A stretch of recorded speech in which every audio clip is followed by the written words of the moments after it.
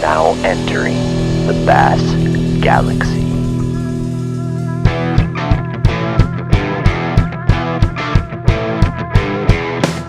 This is Teal's Bass Galaxy. I'm your host. This podcast is about raw, real conversations with real awesome people about bass fishing, bass boats, and heck, there are no limits in the galaxy.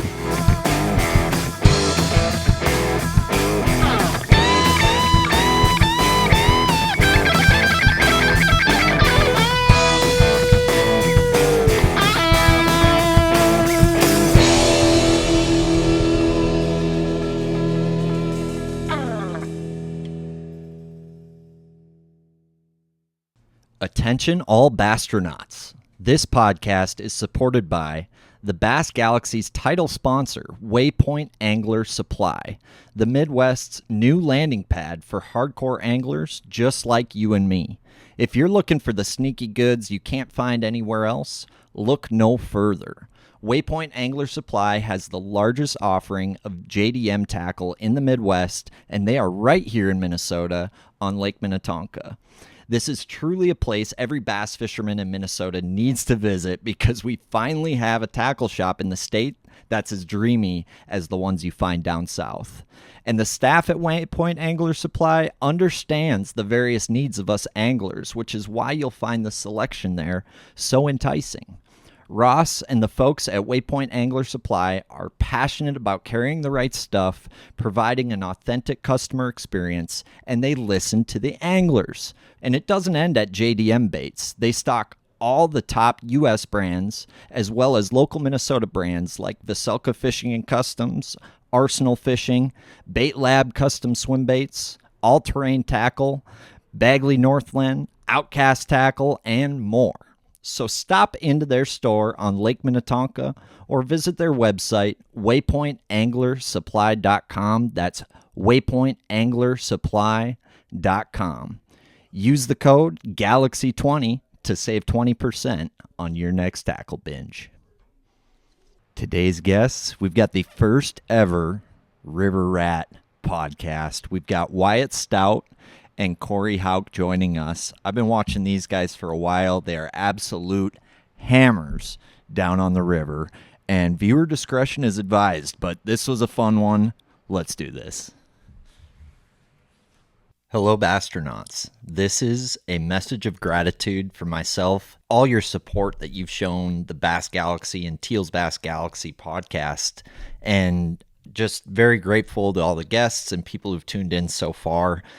We want to keep this show rolling for all of you who keep tuning in.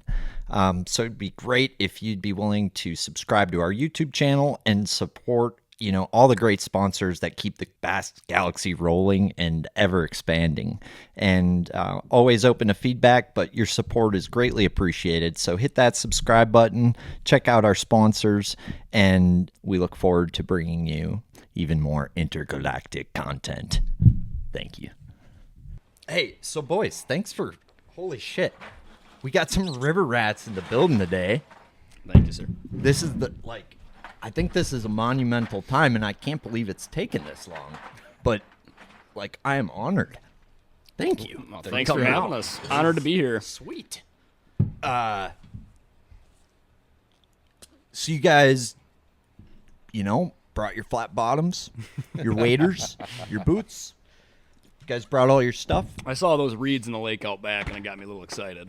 Yeah, dude. Well, I want to give you guys hella props. I don't think you guys get enough credit for what you do. There's a special art form to river fishing, and, Cory Hauk over here, I don't think's had a better run, tournament fishing, smallmouth on the river. How many Judes you win?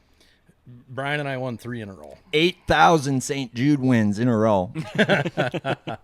And Wyatt, I don't think there's a league derby, a tournament on the river, team trail, Jude, whatever the fuck it is, that you're not a dominant force in. And now you two are teamed up, and you guys went and took my lunch money this year on the land of 10,000 lakes. So just want to give you guys all the credit for, I guess, all your accomplishments. I really look up to you guys as anglers, and your river savages as well. So,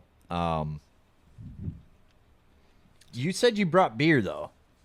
Yeah, we got beer right here. That one? It's a special kind. I'm not gonna open this one yet. Yeah. It's a cheese beer Moon Man. from Wisconsin. Is that why it's moon? Like the craters, like the cheese has? 'Cause you're Put from you on the Wisconsin? moon. So, Put you on the moon if you have This 6 is or the 7 of same. them. This is a cow without spots. Might be. Yep. Yeah. So this is because I've only had spotted cow More from of New a Glarus. beef cow than a dairy cow. If you're from Wisconsin, you know the difference. For sure, dude. For sure. So this is called Moon Man. It's a no coast pale ale. Yep. So it's not from India. Not from, nope. Well, shit. Let's give it a Try her out. Getting hints of oak and cinnamon. Is that a rich mahogany? Rich mahogany undertones. Nutty start. finish. It's a good start.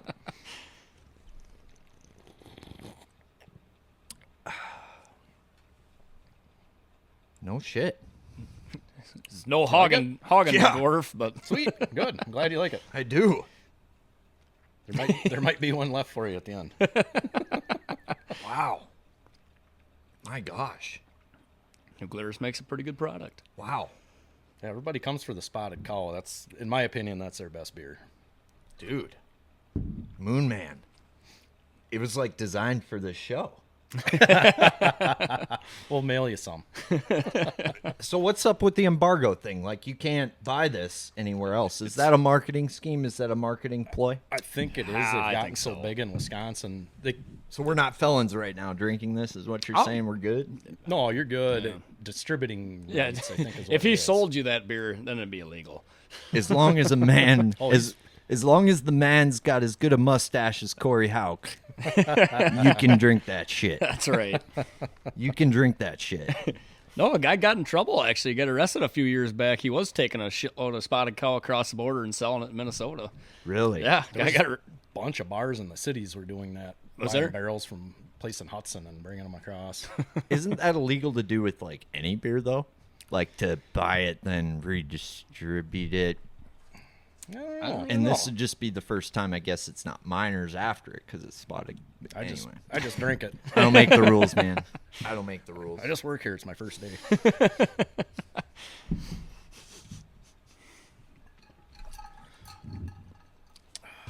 So Corey, you chase the elusive bluegills in the winter? I do a fair amount of it. Yeah. Yep. Bluegills and perch mainly on the river. That's soft, dude. It is soft. How do you feel about that? You don't go with them for that, do you? I stick to the walleyes and the pike and shit like that on tip-ups. I like to just sit in the shack and drink beer and watch for flags. Right, right. But river fishing, there's a lot of people who are intimidated when they go to a river for the first time. I can attribute to that because you got this moving water you're not used to. We've got 13,000 lakes without a lot of current unless the wind's blowing. I guess digging in just briefly, how'd you guys kind of get started? I guess Wyatt, let's start with you. You just found this out, but you're from Madison. Yep, from outside of Sauk City, just outside of Madison. And actually coming from there, I was originally a river guy because we were right on the Wisconsin River. Okay, So sure. right below Lake Wisconsin, below the dam there. And so all of my fishing, for the most part, growing up was on that Wisconsin River, other than a couple small pothole lakes and a little bit on the Madison chain. But so, yeah, growing up, my dad, he was a river rat way back in the day. And now that we moved to Texas, and then when we came back north, that was all he wanted to do was get back to the Mississippi. So kind of learned the ins and outs of current fishing on the Wisconsin River and then just expanded onto the Mississippi when we started fishing tournaments over there. Sure. Well, you went to school in what, Winona, right? Yep, Winona State. There's something about the girl to guy ratio there that's supposed to be a lot of women and not a lot of men. Yeah, that was kind of the deciding factor on where I was going to go to college. I'm sure it was a tough decision, right? Yeah, no, it took me about 5 minutes at a weigh-in that I kind of went about figuring out where I was going to go to school. So Sure. So what were some of like the deciding factors for you, or was it? I mean, you got my main two like covered right there. I don't know why I didn't go there. yeah, no, like we were fishing UMBCS or not a MSBC tournament circuit out of La Crosse, me and my dad, and did that for a few years and started doing pretty good. And my friend Cade Laufenberg, as many know, came up to me one tournament and just kind of started talking to me, asking if I was thinking about going to college anywhere. And he mentioned Winona State's got a fishing team and lots of chicks because it's a nursing school. And I pretty much on the spot said, well, sounds good. I'll apply, see how it goes. We'll take it. I applied to that. I had no idea what the school was like, anything they offered. I applied and I got in, and that was the end of the story. Sure. So you had a women's studies major and a bass fishing minor? Or? Correct, yes. Yeah. Okay, that makes sense. Yep. No, what, did you go to school for anything crazy? Or? So I ended up not finishing at Winona State. I finished at the tech school in Winona. I went for biology originally at WSU, and like kind of we have hinted at, I didn't go to school much. I went fishing every day, skipped classes, and then did a lot of partying with the girls afterwards. And ended up not doing so great, and also kind of just not really liking biology, didn't know what I wanted to do with it. So I went to the tech school, and I finished with industrial technology major, just a 2-year, kind of just learn the ins and outs of welding and machining and electrical, just kind of all over the place. But so yeah, that's kind of what I ended up doing for schooling. Dude, you were on the Steve Jobs program then, because that's kind of, how Steve Jobs rolled too. He just went to the classes he wanted to go to, and pretty much how it went. Yeah, the only cool thing I ever actually did at WSU was I did a project in a science or biology class where I caught a couple of 14-inch largemouth off the river and studied them for the year in a tank in the lab. I got to just, sounds cool. I don't think I really learned anything. We just go in there and feed them worms and shit. I mean, it sounds like a great excuse to go mess with bass. Yeah, but I could think of about 13,000 research papers I could write if you gave me 2 bass in a tank and me fucking around with some night crawlers and some Winona, gender averages with, correct, yeah, percentages being a little bit higher on the female front. Right. Well, we put one male largemouth in there with 4 or 5 female largemouth, and we just kind of watched to see how he'd interact with them. So, yeah, no. Did you name him if Wyatt? Winona was, Yeah. we're going to do an experiment. If Winona was underwater and we were all bass, what would happen? That's basically what you simulated. 4 female bass, 1 male bass. It'll be a party. What did your findings result in? Man, Did the one bass date all the female bass? Or? got real skinny, forgot to eat most of the time. He was just chasing them around the tank most of the time. So you cut a lot of your teeth on the Wisconsin River then, and also thy Pool 6, thy Pool 5A. Those 2 are my babies. Yeah. Yep. Yeah. Yep. Started on 7 and 8 down the lacrosse area in those tournaments, but then when I moved to Winona, I really got to know 6 and 5A, and those are kind of that's what I would call my home area of the river for sure. I do go up quite a bit to 5 and 4, but 5A and 6 are where I spend most of my time. And little did you know, there's this man with, a mustache that's almost as good as Shaw Grigsby's, a pool or 2 up, Yep. taking other rats' lunch money, and his name is Cory Hauk. Howdy. And you are bred Wisconsinite? Yep. Yeah, I was born in La Crosse and kind of been in River Falls, Wisconsin for most of my life, all my life, basically. But, yeah. Yeah. And when did you start fishing? I feel like, you've had a hell of a run, but when did that all get started for you, dude? I started trout fishing a lot when I was a kid. We never had a boat or anything like that growing up.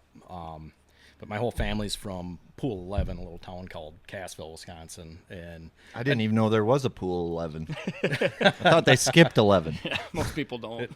Yeah, bass-wise, it's kind of a dead zone. But I got to do a lot of fishing down there with my grandparents and uncles, and really got to loving fishing there. And I guess when I got out of high school, my buddy Andy Bylander, I don't know if you maybe know him, he's a sales rep in the fishing industry for a lot of years. Anyway, he and I started fishing just for fun together, and then started doing some tournaments, and led to this insanity. But how old were you when you've been doing it since when I got rabid about it was probably like 21, 22 years old. I suppose. Okay. Because I think Wado had him started like what? Were you? I mean, you're definitely catching bass before you're beating off. I bet. Absolutely. Yeah. That came later on. So way like, later. For him, he's like, man, he's getting kind of sick of jerking off. You know, maybe time to go catch some bass. I need to yank on a different pole of sorts. Yeah. Got it though. I mean, that's still pretty young. A lot of guys start later than that. I mean, Right. I mean, shit. We're talking, 1971 here. Like, Yeah. Not that old. no, I'm fucking with you. But They used to chisel the weigh-in results on stamp tablets, but, yeah. hey, dude, that's gonna make some awesome Mayan folklore someday. Yeah, The Rosetta Stone of fishing. In that cave, you can see 4 years of St. Jude's carved into the walls. Cory Oh, Hauk on top. It used to be a bluff bank. We've carved it out over the years. The currents helped a little bit. We haven't had high water in a while, though. So pool That was 11. kind of an Australian accent. I don't even fucking know what we're saying now. But Wisconsin accent. but I'm on pool 11 and this shit sucks. It's time to drive north. Is that how it went? Kind of deal? Yeah, Andy and I, You're like, these carp are pretty fun, but when we started fishing tournaments, we were kind of all over northwest Wisconsin. Northwest. Yeah, Polk County up to Hayward. From where I live, that was an hour drive to get to fishing. Anywhere with a lake, really. And So you grew up where the fuck? Like Pool you're- 11? No. That's where my family was. I'd get to go down there like a week of summer. And When did your fish. so your family must have sold you real young if you can like live with them. Got 2 chickens and a hog. Dude. So. But like humans Sold were worth him a for good a good amount goal. back then. I mean, at the market anyway. I wasn't very good looking though, so You didn't have the mustache yet. If they would have waited 5 more Right. years, like they could have got a lot more. it was more of a caterpillar back then. But, I think they call it peach fuzz or moldy cheese where you guys are from. But.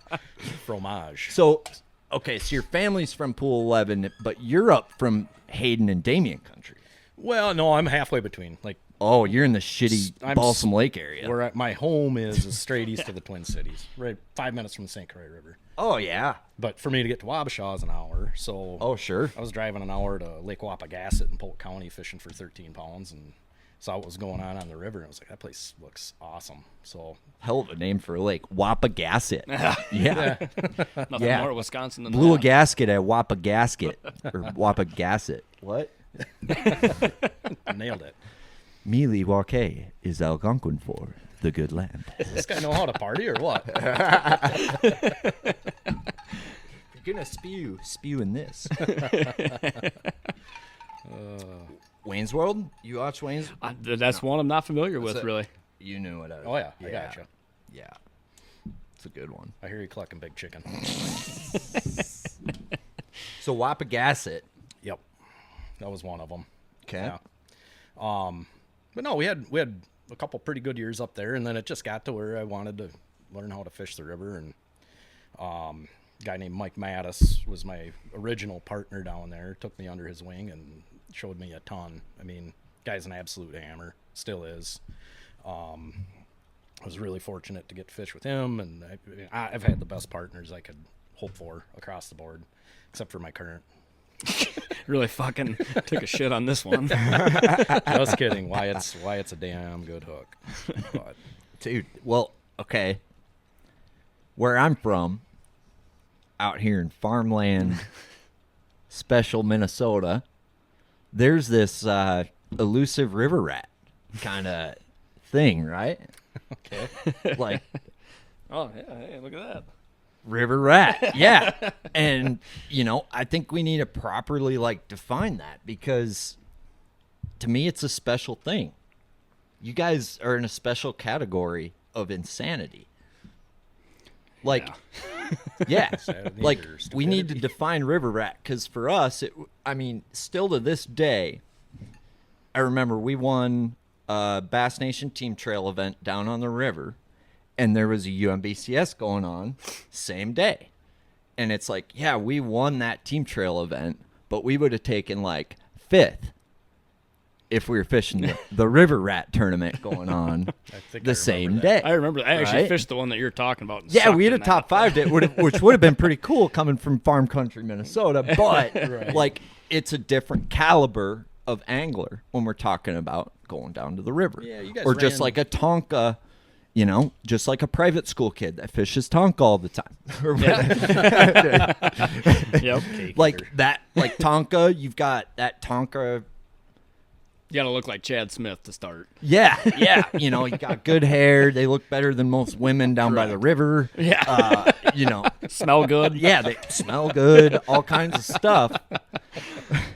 But like the definition of a river rat to me is you can see the fiberglass through their paint on a fiberglass boat.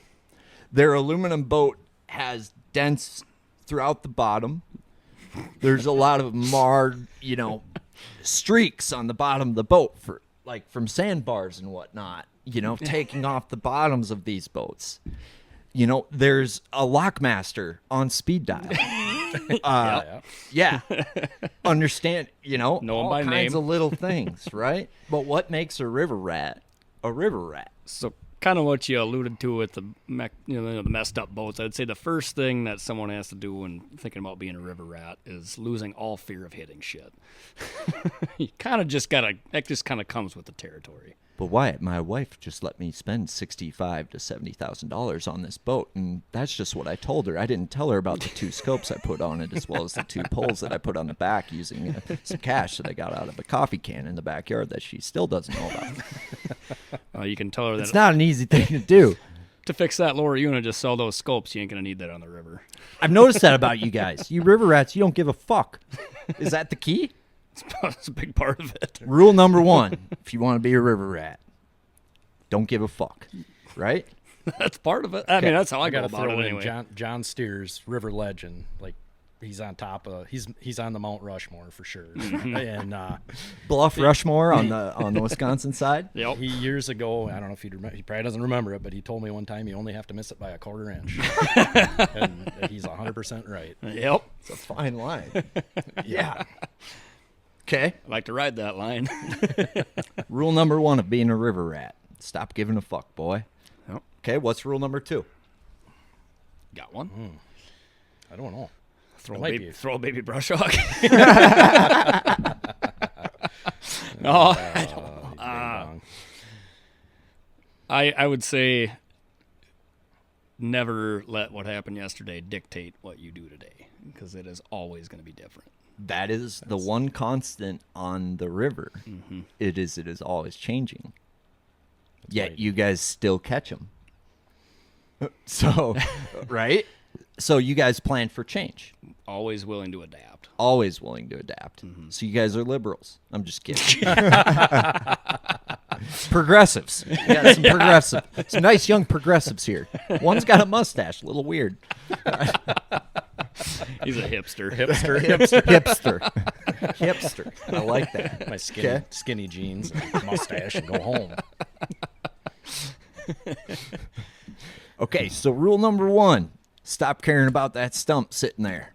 Rule number 2, that stump might change its position. Okay?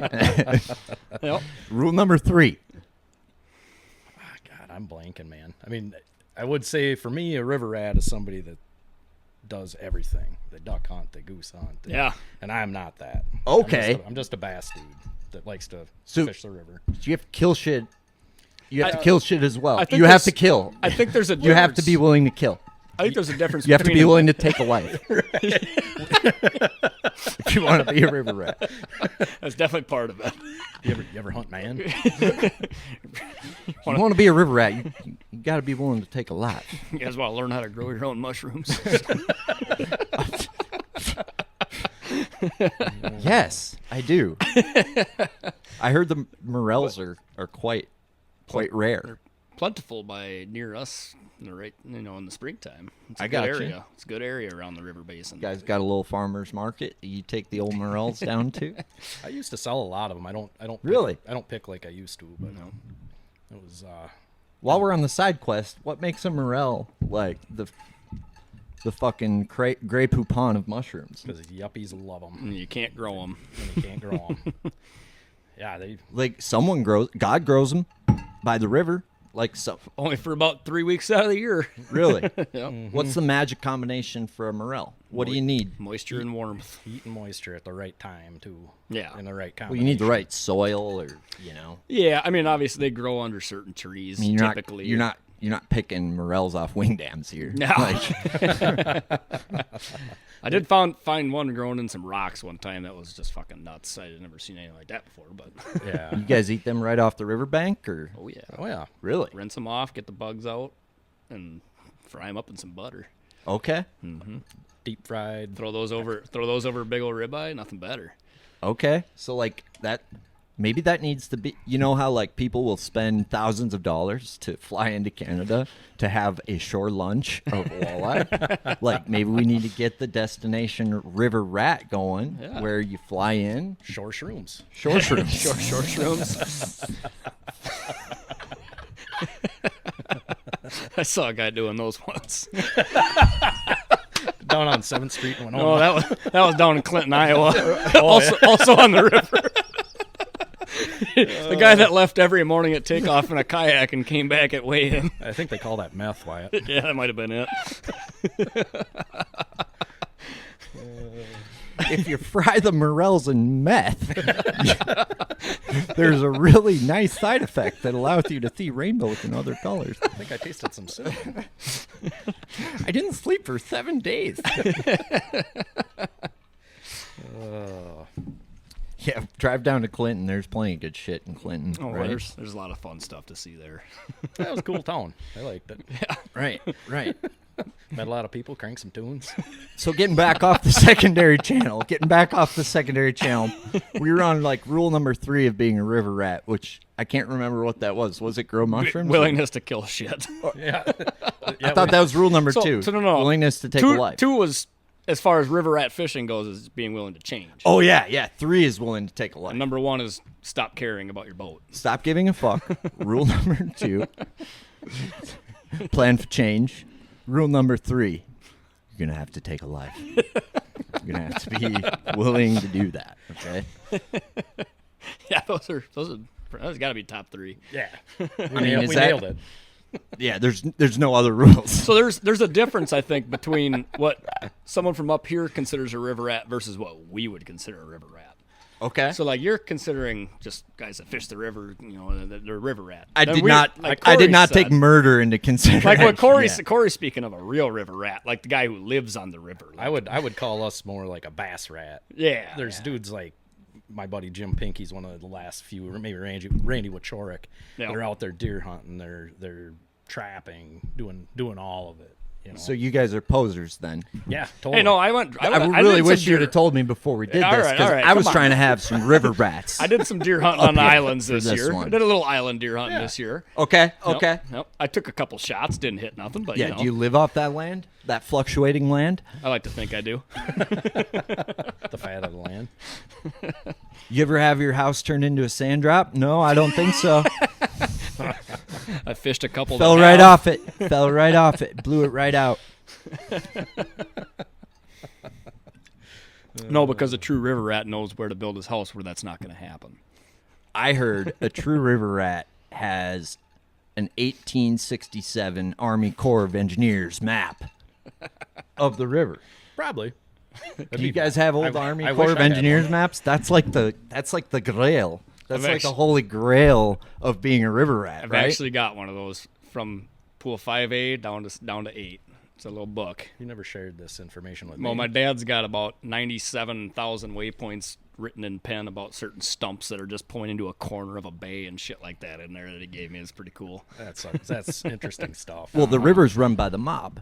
And if you get the Corps of Engineers map, the mob's going to let you have that for 3 or 4 years, but You have to give it you up. start to have a run and they find out you have that map, that mob is going to come in, they're going to pull that map, they're going to take it from you. You know what I mean? Are we speaking like the Cappers and Ravelings mob, or I don't think they had a map like this. This is some, have you guys ever seen the movie National Treasure with Nicolas Cage? Uh-huh. Yeah, Oh, yeah. no, this is like some, like, pyramids shit. Okay. I don't. Like the Can't say, maybe they don't know that I have this map yet. the Templars, is that what they call them? Yeah. Something? Yeah. Yeah, the ancient They're badass. Mississippi Templar. Badass. Who has the the original scrolls? It's gotta I be want to know. Jimmy It's got to be or Jimmy somebody's got Johnson. 'em. Yeah, See, those are translated though. Like there's things that have been lost in translation. I mean, you basically got a freaking 2023 Bible. There's like 8 books missing from that shit. Yep. It's like 12 hidden wing dams and like. I've hit a few of them. It's the only way anybody finds them. It costs them $8,000. Not in a flat bottom. So the other thing about river rats is they're a little secretive because your own tournament partner doesn't know about this scroll you have tucked way back in the depths of some safe under a freaking aluminum boat somewhere. Nobody will ever see that. See, that's the shit I want to see. Should have brought it with That me. shit's cool. You could have drove home and I'd study that the whole way. Because the cool thing about like the river is it's kind of man-made. Yeah, I mean, definitely. Right? Totally. Like that's cool. So there's a human factor to changing that resource, right? Exactly. So it's like whoever is it because shit's changed on the river. They've put more wing dams in. They All put the more. All the changing goes to keeping a 9-foot or greater channel, though. Yeah, That's all they care about. That's all That's the what it's Corps about. cares It's all about navigation for them, right? Yep. Yeah, they'll shut current to a backwater off, claiming that it creates overwintering habitat when all it does is silt in and put more water to the channel because that's what they care about. Yep. Are you ready to reel in your next home purchase or refinance? Supreme Lending's Dream Team can help guide you through the entire mortgage process, from pre-qualification to closing. They have a wide variety of home loan programs in their tackle box, including down payment assistance and first-time homebuyer options. Just ask me. I trusted Aaron Dagas, a bass fisherman just like you and me, and Supreme Lending's Dream Team to help finance my first home. Contact Aaron Dagas and the Dream Team today by scanning the QR code or giving them a call at 763-326-0677. That's 763-326-0677. Did I catch a 7 in there? Or visit their website, aarondages.supremelending.com. That's AARONDAEGES.supremelending.com. As anglers, we develop special bonds with our equipment. There's something magical when you find that perfect jig rod and reel combo for a technique that elevates your confidence on the water. Whether it's a perfectly balanced, crisp, and sensitive jig rod that gives you the highest level of control over your bait, allows you to feel every grain of sand, every bite, and allows you to drive that hook clean, or a rod with the perfect action and taper that seems to keep your chatterbait, swim bait, or whatever it is in the back of the bass's head where it belongs no matter where you throw it, or a rod that allows you to effortlessly cast a lighter bait you used to cuss at on your old combo. These types of magical bonds are rare to find in a mass-produced sweatshop, which is why Veselka Fishing and Customs came to existence, with the sole purpose of bringing you closer to your passion by enhancing the bond with you, your rod, and the bass.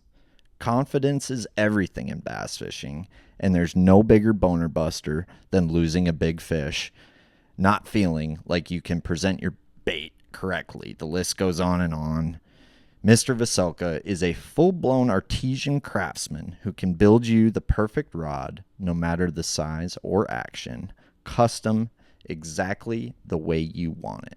He also has a wide variety to choose from right on his website, including fan favorites like the 8-foot hair jig rod, the drop shot rod, swim bait rod, the chatter chicken rod, the MH workhorse, and more.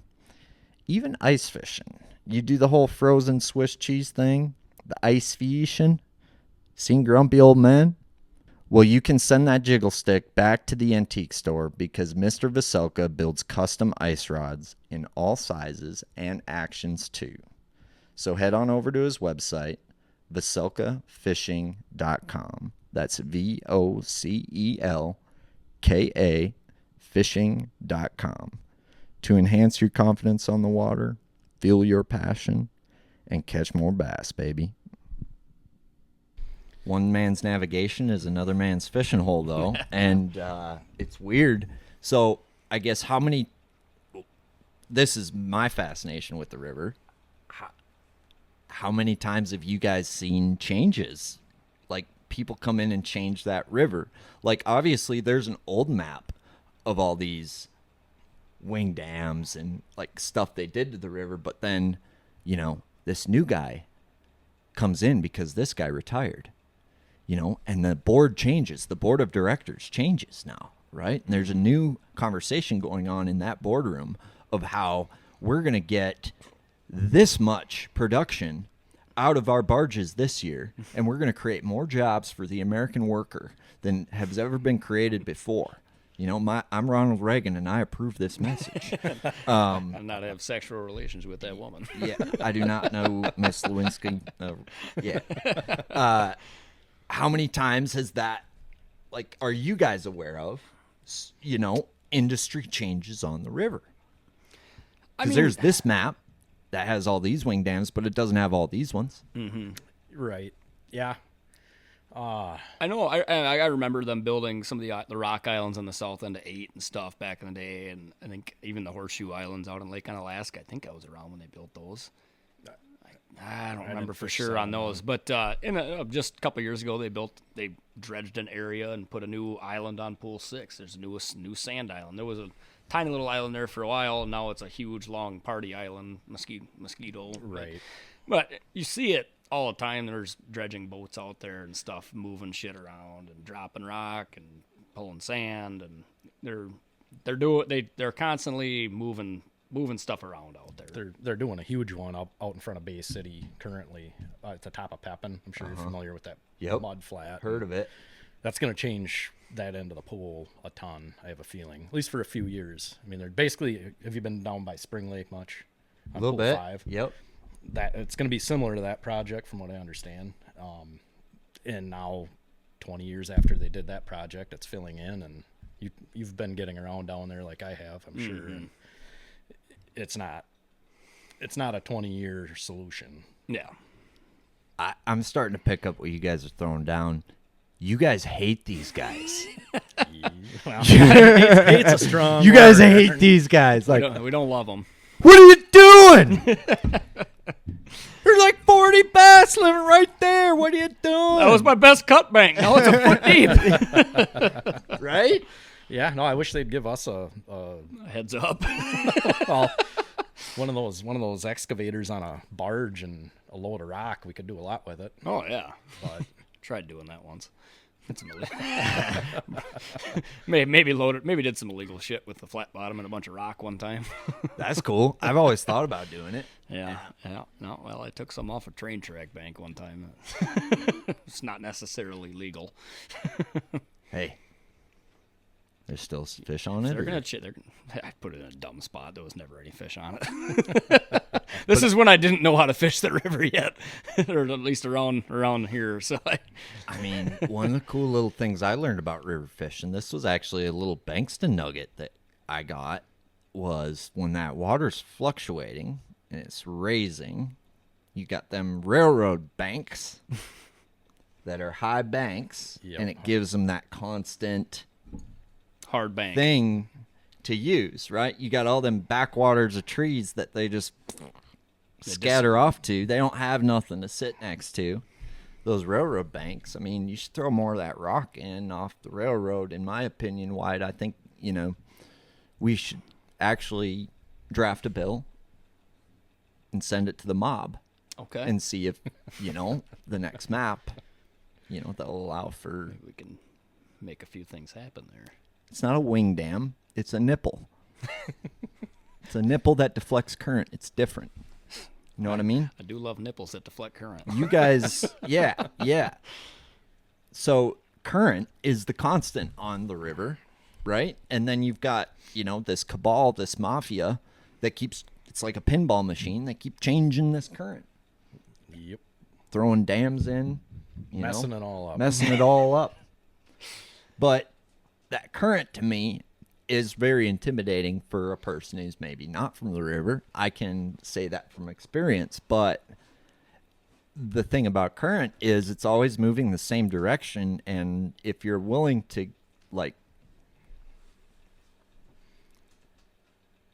grab your balls and spend time with that current and kind of pull away your intimidations, you can, from what I've understood, it's a huge advantage. You can turn it into a huge advantage, a hackable advantage. And I've had moments of glory on the river where I'm like, man, I like these river rats. Like I see what they mean and why they're able to continue to do good. But living down there, living in it, to me is really what makes you guys special. And I guess, what have you learned down on the river with current? And I guess what to me, what makes a river so comfortable for you guys versus maybe a lake? And you guys have come improving yourselves on lakes too, so I'm not talking smack there, but you can talk smack. We got a lot to learn there. Well, you're humble like me. I like that too. So yeah. For me, like we were talking before, like the depth thing you were asking about. I remember one time talking to Dean Marshall, and I asked him, he was running Everett's Resort at the time we were walleye fishing. I said, how deep should I be fishing? And he goes, that's the stupidest question you can ask if you're on the river. I said, it's current. It's current. And he's 100% right. It's not, depth doesn't matter. It's times of the year, like we were talking before, they could get deep or shallow based on whatever, but it's where is that current bringing the food? I agree with that, but the confusing thing to me is like sand drops. Yep. Definitely has to be the right wash on a sand drop for it to be like really good. So that makes sense to me when something is out of the water, right? Blocking current. Mm-hmm. But what I'm curious about is current that is 10 feet down, right? Right. And it's like, to me, there's a lake aspect to that with wind and whatnot too. But like, how does that work with current that doesn't physically hit something out of the water? Like for me, that's the only part that I'm like a little confused. I think anything in the water is going to leave a soft spot.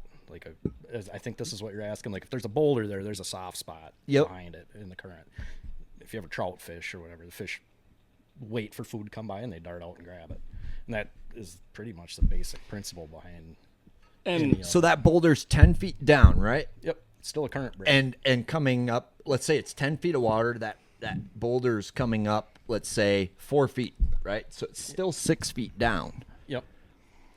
If that's a sand drop, it's not a as productive of sand, or is it? And like that's less, like maybe I'm overthinking it where I think it needs to break enough current.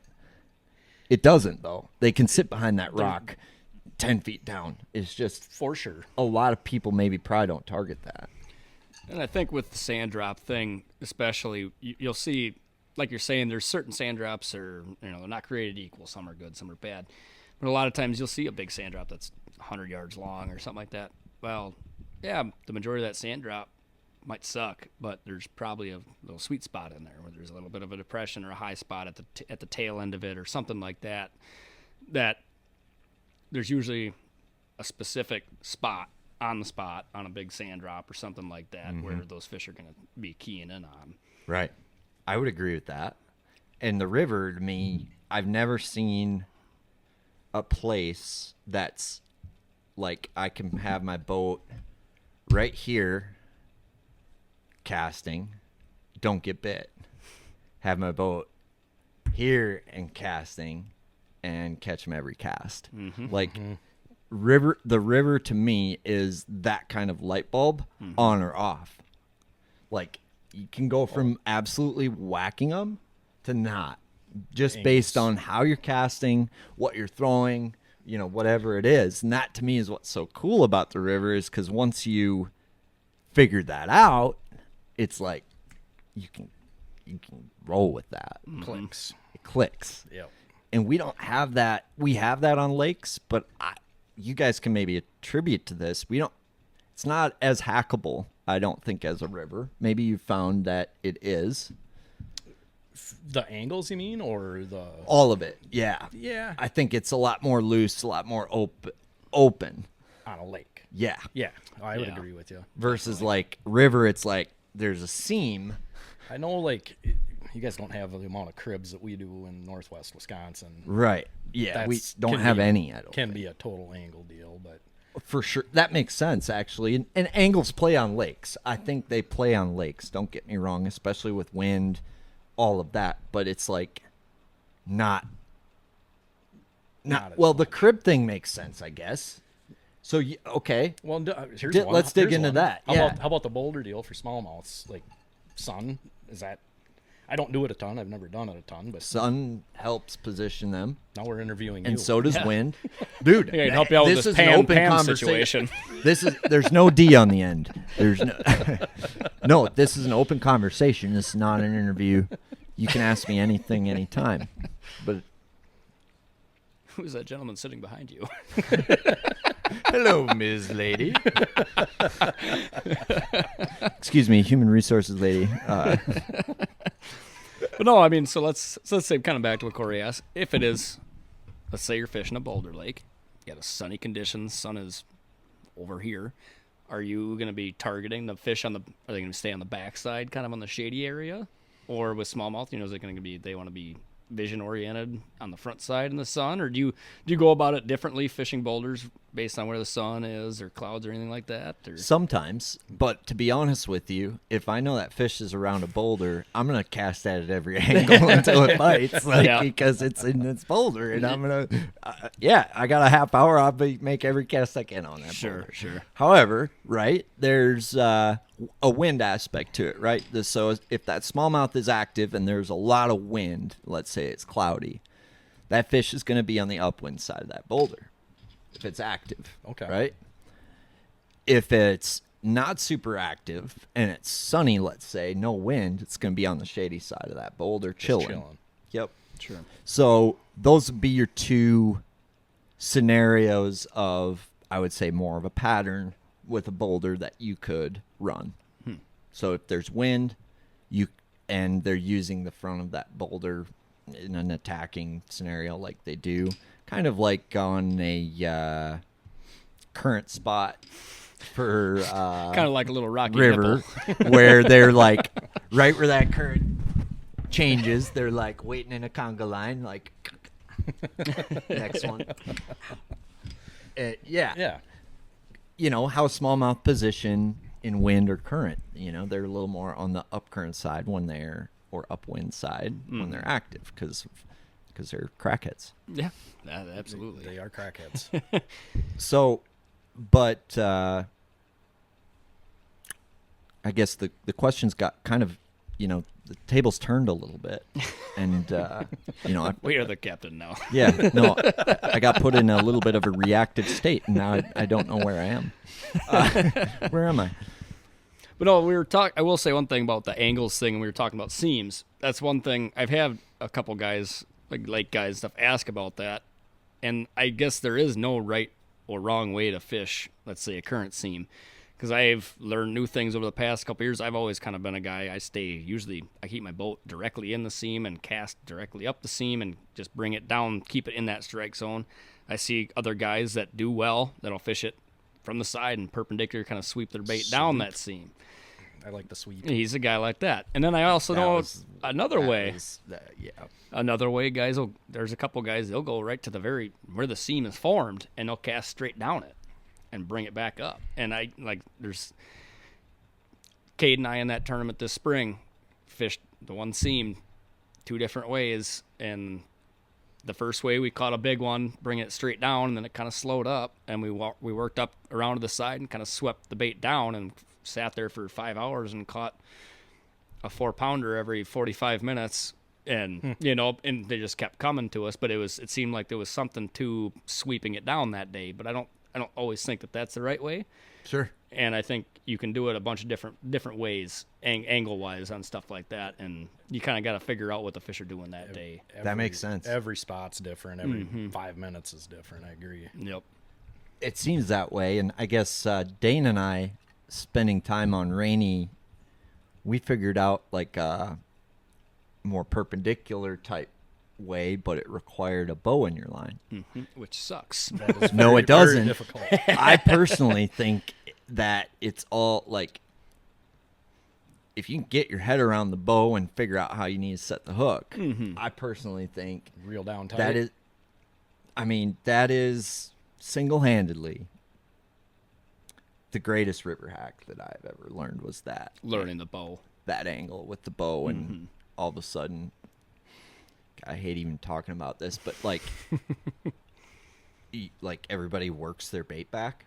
Like with that cast, You don't need to do much. dude, it's the easiest way. It's the easiest fishing I've ever done. Yeah. Current does the work for you.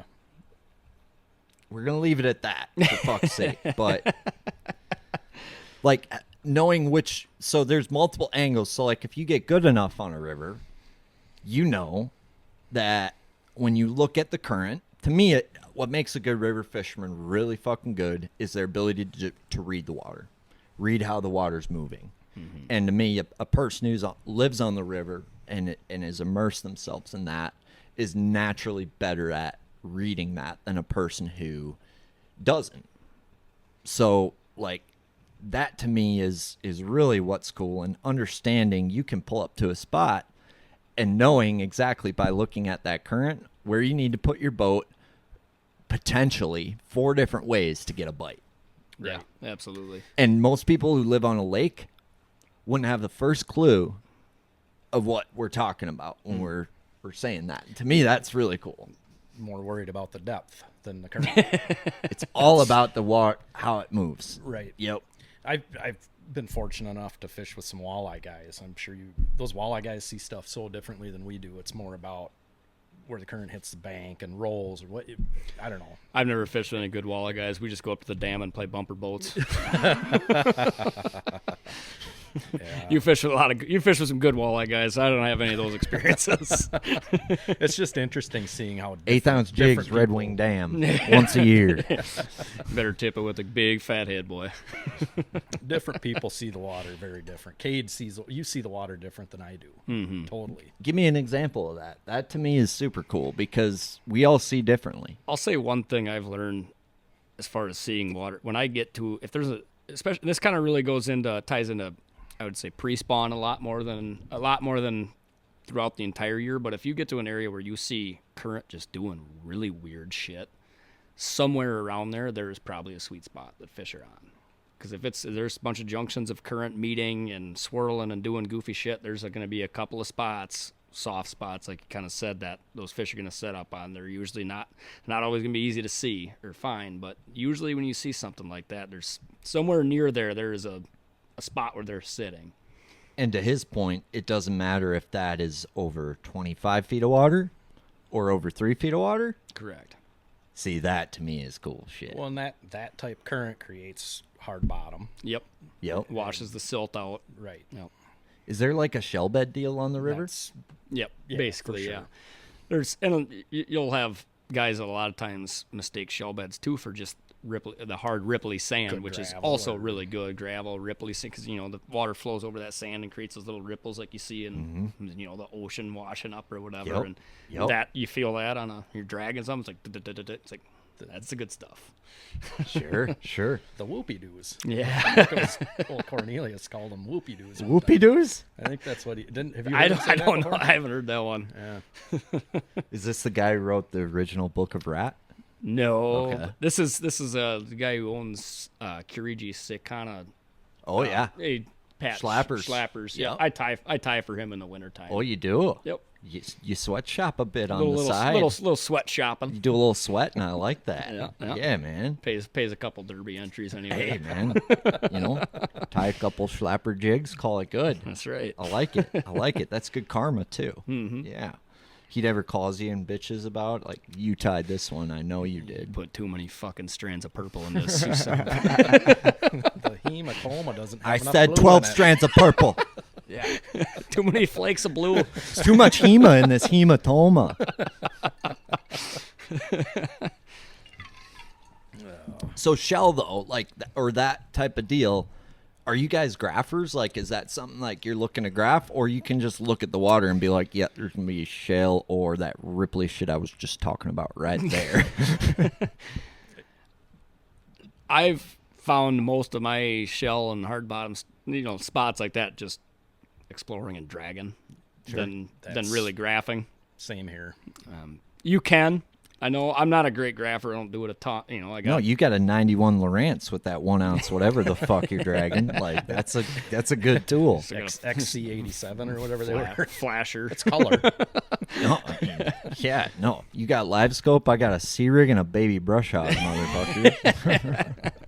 Is that so? That like looking for shell, like you're C rigging a baby brush hog, and you're like, oh, there's every spot you found shell. You're like, oh, there's a shell. Yep, it's gonna happen. I got one. There's a lot of times where it's been when you're exploring like that, and then all of a sudden, as soon as your C rig comes into, like I said, the whoop-de-doos.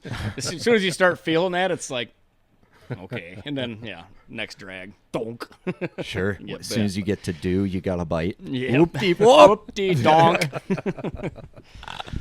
Just to clarify, why it teases me about the baby brush hog thing. I did a smallmouth crush podcast. I remember that one. I listened to that one. I wasn't going to give up the juice, so I just kind of threw it out there. Anyway, it works. It does. There's other baits. Yeah, there's others. Or my tournament partner, So you Josh. guys lied to me earlier. So my tournament partner, Josh. You lied on the record. He listened to that podcast and then and then brought it up to Cory at the weigh-in for the next tournament and said, Cory, I listened to that damn podcast 2 times and all I learned was to throw a baby brush hog and follow the high school kids around. I'll be honest. I knew you held back a lot in that podcast because that's all I learned too. Fucking rat. That's wonderful. So it's not a baby brush hog. It's a man bear pig, isn't it? It's the man bear pig. Man bear pig.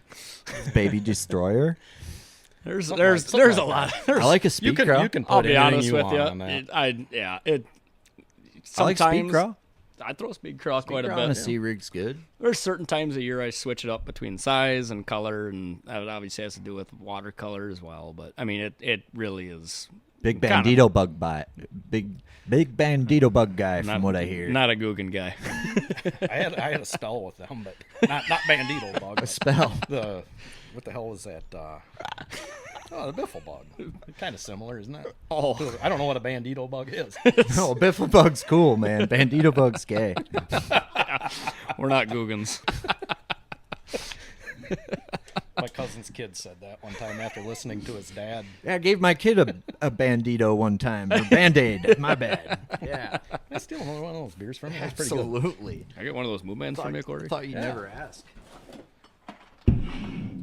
Apparently, Kentucky has an embargo on Michelob Golden Draft Light because you can't get it down there. Really? Yeah, when the guy who taught me how to bass fish, he's a guide on Kentucky Lake now. Okay.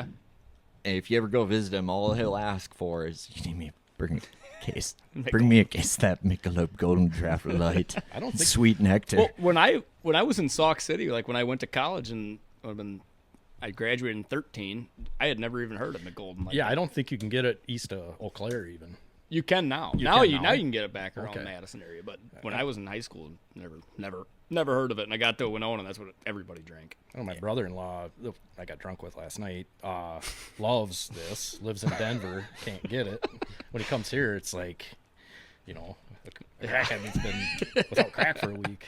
But Yeah, it's like the liberal version of Spotted Cow, like the Minnesota version. Right. Like we share it with other, like, hey, yeah, you Yeah. can have some of this, man. exactly. You can sell it for 2 years before we'll say anything. It'd be like Eastbound and I'm gonna Down. fuck you later on it, but you're good for now. Smokey and the Bandit Right. smuggling beer. Right? Yeah. No, we'll Keith Ellison that shit. Yeah. I was blessed with an arm like a fucking cannon. So the last thing I remember about you, Wyatt, was I think you created like the greatest spooling line hack of all time, and I'm just wondering, like, did you ever get paid for that? Still a that salty, viral piece of your life? Still a salty subject. I'm still seeing it. Literally, I'm not kidding. Is there a more famous spooling video? There is not. There is not. That's still going around. I still get tagged in that. Literally, I'm not kidding. 3 days ago, a guy sent me it was another, like a TikTok video of some gal using the same technique to knit blankets. She had like a rod going through her spool of yarn or whatever, and it was going through her Crocs, and she was knitting that way. And I'm like, man, all I wanted was like a couple spools of Seaguard, a pair of Crocs, and I got nothing. Do you get some kind of royalty from that lady at least? Knit you a scarf? Thanks. I should have like, what do they call that? Had like tagged that photo, put my name on it or something. Right. Yeah. At least patent pending. Something. Yeah. Patent pending. Yep. Like, you know how Apple sells all like the extra attachments when you buy a phone? Like, you could have had a royalty deal with Crocs for their fucking pen attachment. Exactly. Yep. Okay. That's actually why I had you on. Was I wanted to publicly announce the fact that you're like the Nikola Tesla of spooling. Like, you invented that shit. Yeah. Okay? Get you a pair of Crocs, get you a number 2 pencil, and a spool of whatever the fuck you want to spool. Right? That's right. You invented that. It was weird because I was sitting at a boat ramp. I think I was at a boat ramp on That's how every great invention pool 8. starts. And then maybe it was pool 7. Yeah, just sitting at a boat ramp, and I was like, shit, I don't want to take my socks off. no or girlfriend whatever. around to hold Nobody's around here to hold this. Stuck her in the Crocs. I was like, that's kind of funny. Took a picture. Next thing you know, it's got like 100,000 shares, and it's going on Wired to Fish and all these other big pages. I'm like, holy shit. Crocs shared it. Seagar shared it. Well, who invented electricity? Someone tell me. Not a clue. Most people would say Benjamin Franklin. But actually, it was Nikola Tesla, Wyatt Stout. Benjamin Franklin stole that. Just like Instagram stole your invention. That's right. Stole it. Right out from under you. Bunch of dicks. And like, what I like is a lot of people wouldn't be able to live with themselves after that, understanding that their greatest moment of glory just got shattered and stolen from them. Mm-hmm. But here you are. Still trucking. Winning river tournaments, spooling with the knockoff Crocs because fuck Crocs, right? Well, I'll be honest with you. That was the Croc. I still got a lot of Crocs. I was a Croc hunter for Halloween. I'm not wearing them now. This is my Got the winter dude Crocs. shoes today? Yeah, basically. I thought he was going to spool me up 3 reels during the podcast. He's been doing it under the table. Like, That's not got what the I've been second doing. one done yet? He's not playing pocket pool. That's my baitcaster. No, I was a Croc hunter for Halloween a couple years ago. I had a stringer of like 7 pairs of Crocs just drug around the bar. That's pretty clever. Did you get laid from that? No, God, no. I think I won like a $50. Like that, like, I think I won like a guys should got $50 laid bar from that. tab though. There you go. I got to drink for free out of the deal. He's not a hard man to please, for fuck's sake, Crocs. He sold you like 1,000 of them things. Just give me a nice pair of duck camel Crocs, maybe ones with the toes closed for wintertime, and I'll be good. Here's what I know. It's like any great musician that got their songs stolen from them. You just got to keep writing that story, brother. Just got to keep on living, man. Just got to keep on living. Life's a keep garden. on giving the Dig it. hard fight. Keep on keeping on. Your greatest discovery's right around the corner. I can feel it.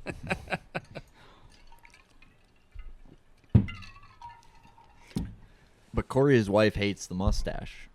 Not a I'm just fan. wondering- She's not a fan, man. I'm just wondering who could look you in the eye and say, "Sir, I don't like your mustache." Like, it claims authority. A lot of authority does. claimed with that mustache. I think it's gonna fall off soon, but before she decides to leave me. But this is the time of year to have a mustache. Well, She doesn't want your upper lip to get cold. Nice beard like Aaron. Right. Keeps you warm. Dude, I'll shave a mustache. I'll shave it to a mustache if it means saving your marriage. I'll do it for that. Call bring the Julia. stash back. Dude, We got a deal to make with her. I think it's because she doesn't think it fits the part, which means, like, I think we need to go halvesies on an ice cream truck, bro. I'm in. Know what I mean? Yeah. Like, then she can't say shit. It's like, what do you mean? What do you mean? I got ice cream truck, What more? Like, Yeah, we could sell hot dogs and ice cream. Maybe. well, then it's like, well, now we got to sell the ice cream truck too. And she likes fudge bars. I'm sure she likes. Who doesn't? Dream That's what I'm sickles? saying. We need more leverage. We need more leverage. I like it. I like it. Yeah. Yeah. You can throw 3 hooks on your A-rig. 3 hooks. 3 hooks. Ooh, speaking of which, I have actually a cool, weird river bait to show you guys. Ooh, I like baits. I That's need cool. new baits. So. That you guys can throw, but I can't. So maybe I might give it to you. Maybe I'll give it to you. Ooh. Could arm I wrestle hope, or it's what? I hope it's that big swim bait he's got over there.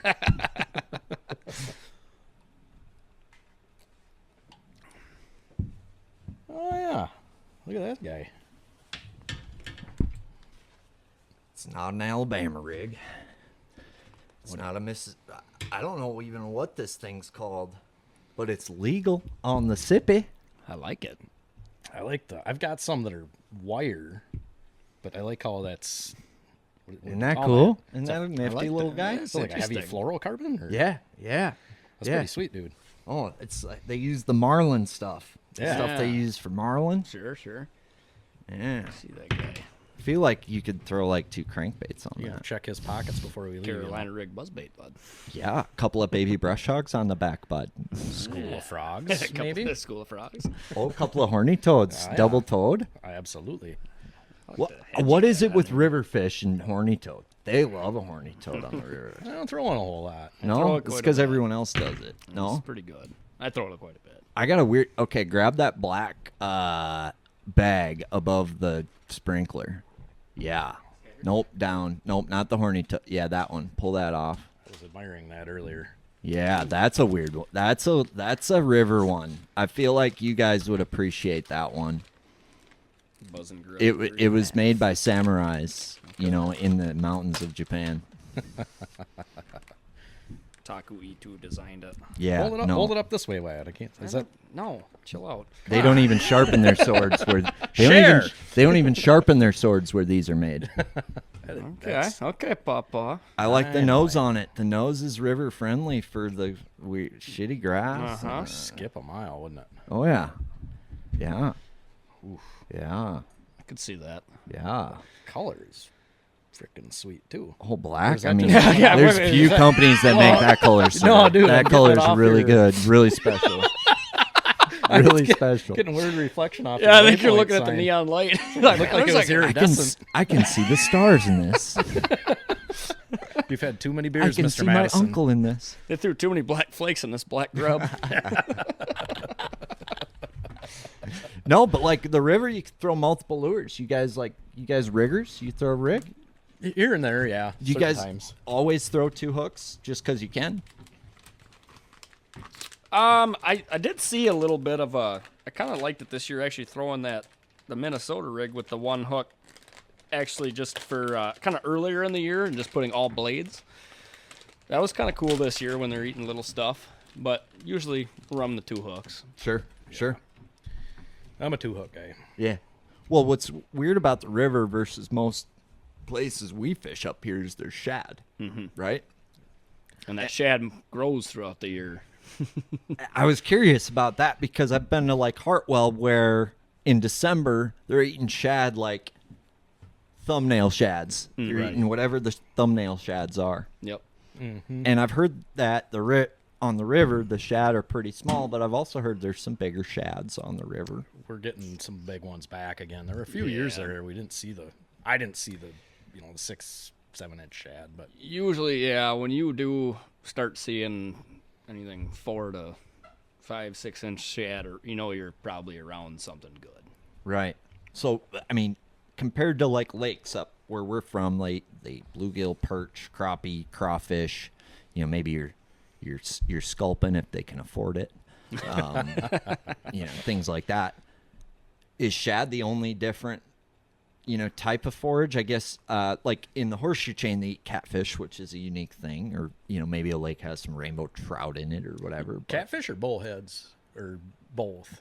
so horseshoe chain has catfish. I think a lot of lakes they eat bullheads. I think that's a low key forage that Definitely. a lot of people overlook on any lake in Minnesota, but on the horseshoe chain, catfish. There's Really? channel cats in there. You talk to a walleye guy who buys mud cats, man, they don't like smallmouth. So I grew up on the horseshoe chain. Willow cats. Yeah. Willow cats.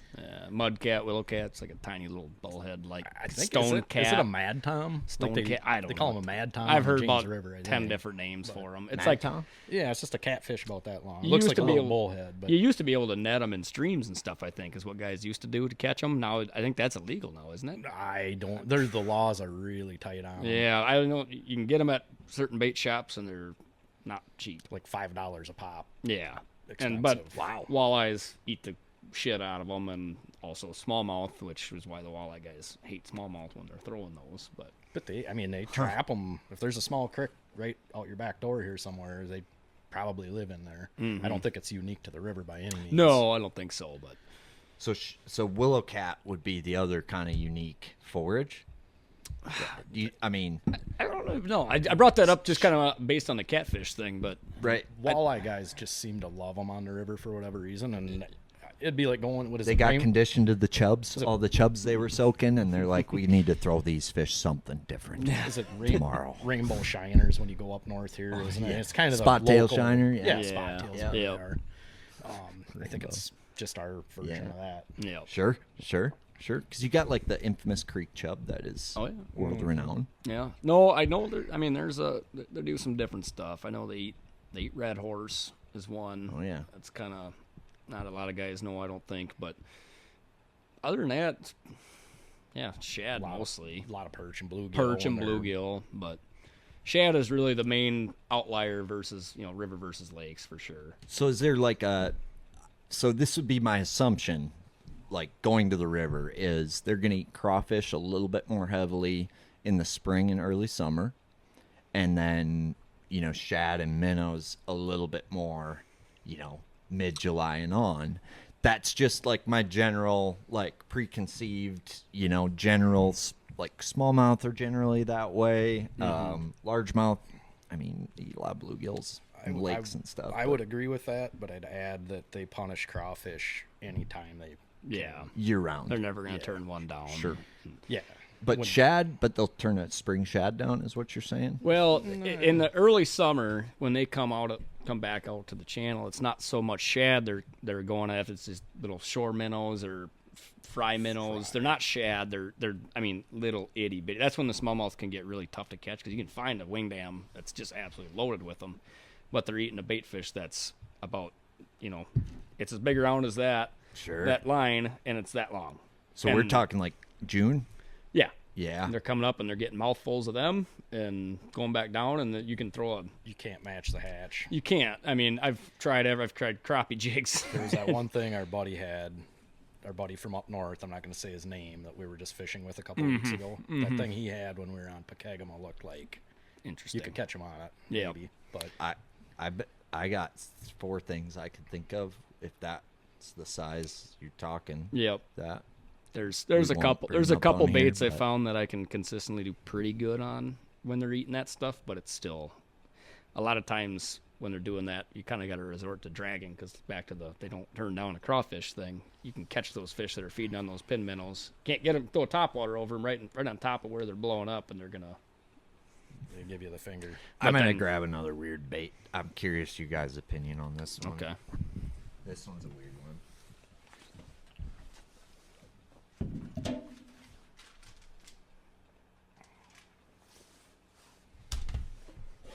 What is that? Now I'm not going to show you this one. So that is a little bait that Waypoint Angler Supply carries. They got lots of little stuff like that. But that's That slaps. Is that what you say? Shit's fire, bud. Shit's fire. yeah. But him talking about small shit made me think of that little guy on a topwater. Looks like When one them of those little smallmouth are probably real finicky and not biting your standard. Looks like something I'd throw during the mayfly hatch. Yep.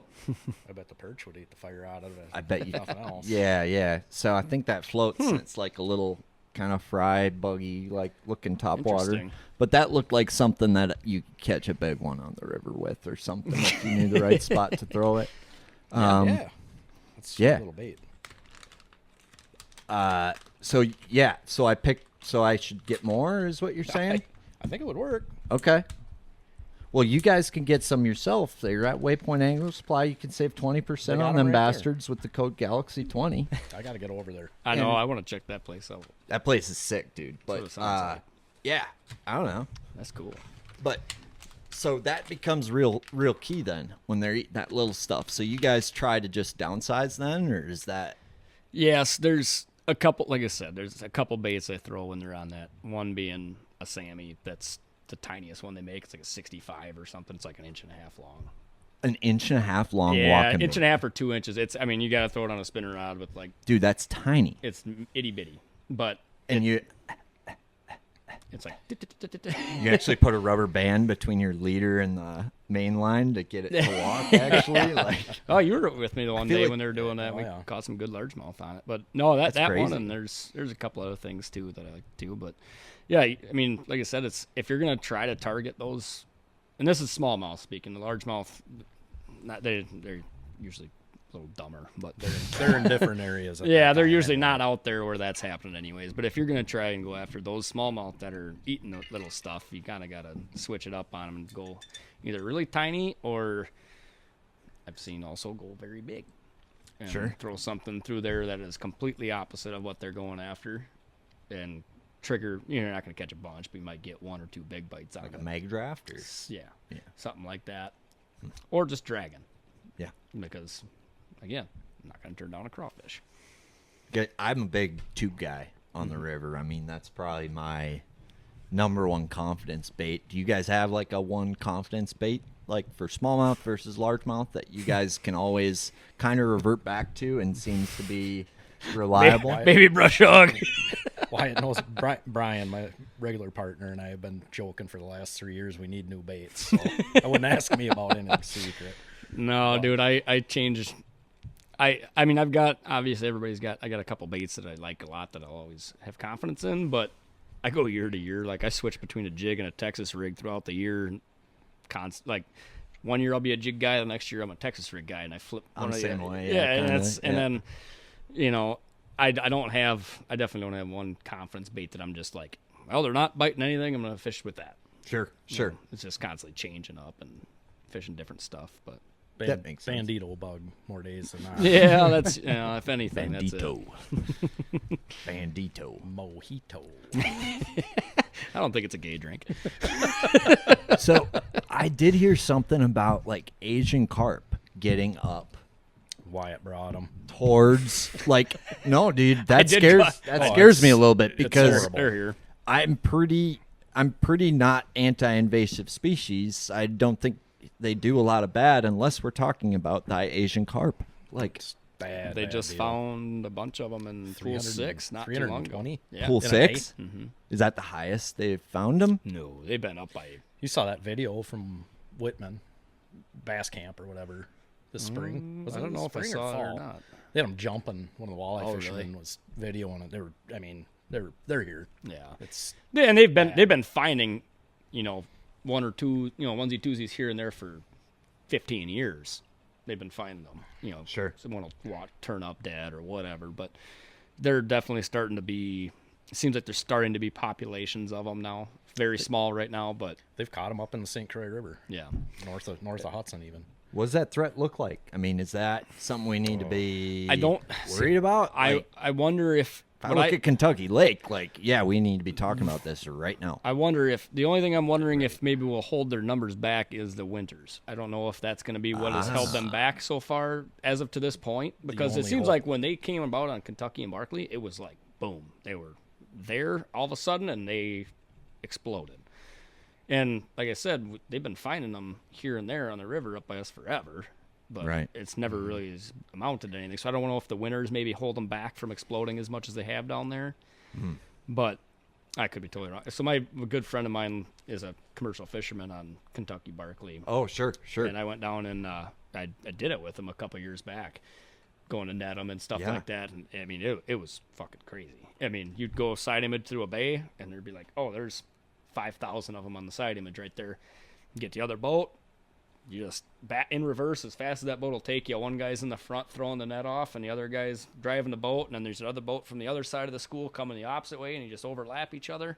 And then it's just pandemonium. Just drive the boats back and forth over the top of them. These fuckers are just going nuts. They just jump. Flying out of the water. I got smoked in the chest a couple times. Like, I mean, there's thousands of them. Guys like pad up for that, like Well, hockey God. equipment on and shit. Was he telling me about 5,000 pounds a night on a good night? Yeah. Oh, yeah. The night that we went out, I think we went out for like 4 hours. We came back with like 4,500 pounds. Jeez. Dude, a guy sent me a video once of them like idling through a couple of, couple of 6-shooters out the back. Oh, yeah. Oh, I'm seeing guys with shotguns just blasting I was them. like, cool. Like, I want to do that. Right? There's no way that's legal, though, right? Might not be the safest thing you ever did. No, so that was... I would Plaxico Burris myself. Fucking double trying to do that. That was the... So that oh, was the Good silvers. reference. Thank you. The I'd shoot my silvers- dick off for sure, dude. No, the silvers are the ones that are jumping. Then we did another day on the Indiana River or something like that. It was the big... We were just going after the big heads, which there's not as many of them, but they're way bigger. Okay. Hence the name. And we went out with a biologist that came with us. And those ones, it's like you kind of side image, you find schools of fish, and you throw a net around, and then you just kind of leave. And then they, I guess basically what they do, they kind of get to a net or something, and they just kind of, this is when it was cold, this is wintertime, and he kind of just rolls up to the surface, and they just kind of sit there with their face in the net. They're not caught, they just kind of sit there. Is it a gill net or? Yeah, gill net. But they weren't even caught. So we went, when we went back a couple hours later to these nets, it's like, buddy's like, there's one right there. It's out in front of the boat. He's like, all right, you're going to get on the front. And he gives me a gaff hook that's literally just a little handle, a little hook on the end. And he's like, I'm going to sneak you up right behind this thing, man. And when you get up there, I need you to hit him right in the eyeball. And he's going to fight you. And I need you to yank his ass in the boat. And he wasn't kidding. This thing is 50, 60 pounds. I mean, it's this long. I'm laying on the front deck of this flat bottom. With this little handle gaff hook. And he's sneaking me up, and he's like, all right, get ready. I got up on top of this thing and just, bam, smoked him, hooked him, and this thing just went freaking berserk. And I'm like, where's the drag on this thing? and I just, like, in one motion, just yanked this thing over the boat. It knocked me in the face a couple times. Just this giant fish just going freaking crazy. Cool. It was fun. It was cool as hell. You might be a redneck. Yeah. If you find that entertaining. That sounds fun. It was cool. It's like noodling with a weapon. Literally. Yeah. Yep. So, how, like, the cold part makes sense to me. What's the... I got to pee with him. Same, dude. Okay, so what's the furthest north that they've found them things? Oh, God, I Like, don't know. Because the cold would make sense if they haven't, like, found them, like, taking off. Right. Past a certain point. I know they found them up around Red Wing. Cory might know more about if they've been found further north than that. I don't know. I'm sure Right. they probably has, but I mean, around us is about, Red Wing to us is about kind of furthest north I've heard of them. Sure. But yeah, I mean, like I said, they've been around us for a while, but they haven't exploded yet. So hopefully they don't. But it's not shrinking. No. If anything, it is getting more. But like you just said, just this year they captured like 300 some of them. And last year I know they caught one school. They caught like 180 or something down by La Crosse on Pool 8. And so I mean they're common. And that's what that guy, my buddy from Kentucky, told me. He's like they're common. He's like, there's no way to stop them. He's like, they're coming. No way to stop them. Yeah. He's like, and they've done a good job. All the guys that have taken to commercial fishing down there. And No they way to stop them, though. No, he's like, it's gonna happen, and I don't know. They're going to be having Bassmaster Classic's going to be a carp tournament by 2050, boy. Big old carp derby. Well, I got to piss, but that's crazy. That's crazy. Yeah. Well, you hit a buoy and those big steel ones on the river, you know about it. Who did that this year? Josh, also who Well, this story is about. Harmon's story about when we put it on an island. The next day I put mine on basically an island and you had to pull me off. But Brian Harmon watched a friend of ours, I won't say who it was, hit a buoy, and Brian's telling me about it. He's like, yeah, he frickin' whacked it. There's this guy we know pretty well. Just crumpled the side of his boat, and he had just sold it like the day before. Oh, fuck. Who was that? I know you know. Damn. I'm not going to say his name, but I'm trying to think who that was, though. I'll tell you later. But Just sells his boat. Takes that. Yeah. What tournament was that? Never fish out of a boat with a sold sticker. Lesson number 1. Kazuski's championship. Was what it Oh, was. okay. Yeah. Okay. But yeah, that was a bad one. Oh, that was. What do you do? Like just. I haven't talked to him since then. I'm not sure. But he like broke the boat Well, on like something. Wasn't good. he hit a buoy. He was making a turn, and the side of his boat Yeah. crumpled. It was a tin boat, crestliner. Are you talking about the buoys that don't float? Like Channel. No, this was out of the water. Metal cans. Yeah. Completely out of the water. The like metal floating. The green Yeah. and Those red things are ones. made of metal. Oh, dude, they're tall. I mean, they're like up to 6 your- feet tall. Oh, you're talking about those Channel aren't markers. floating. No, Yeah.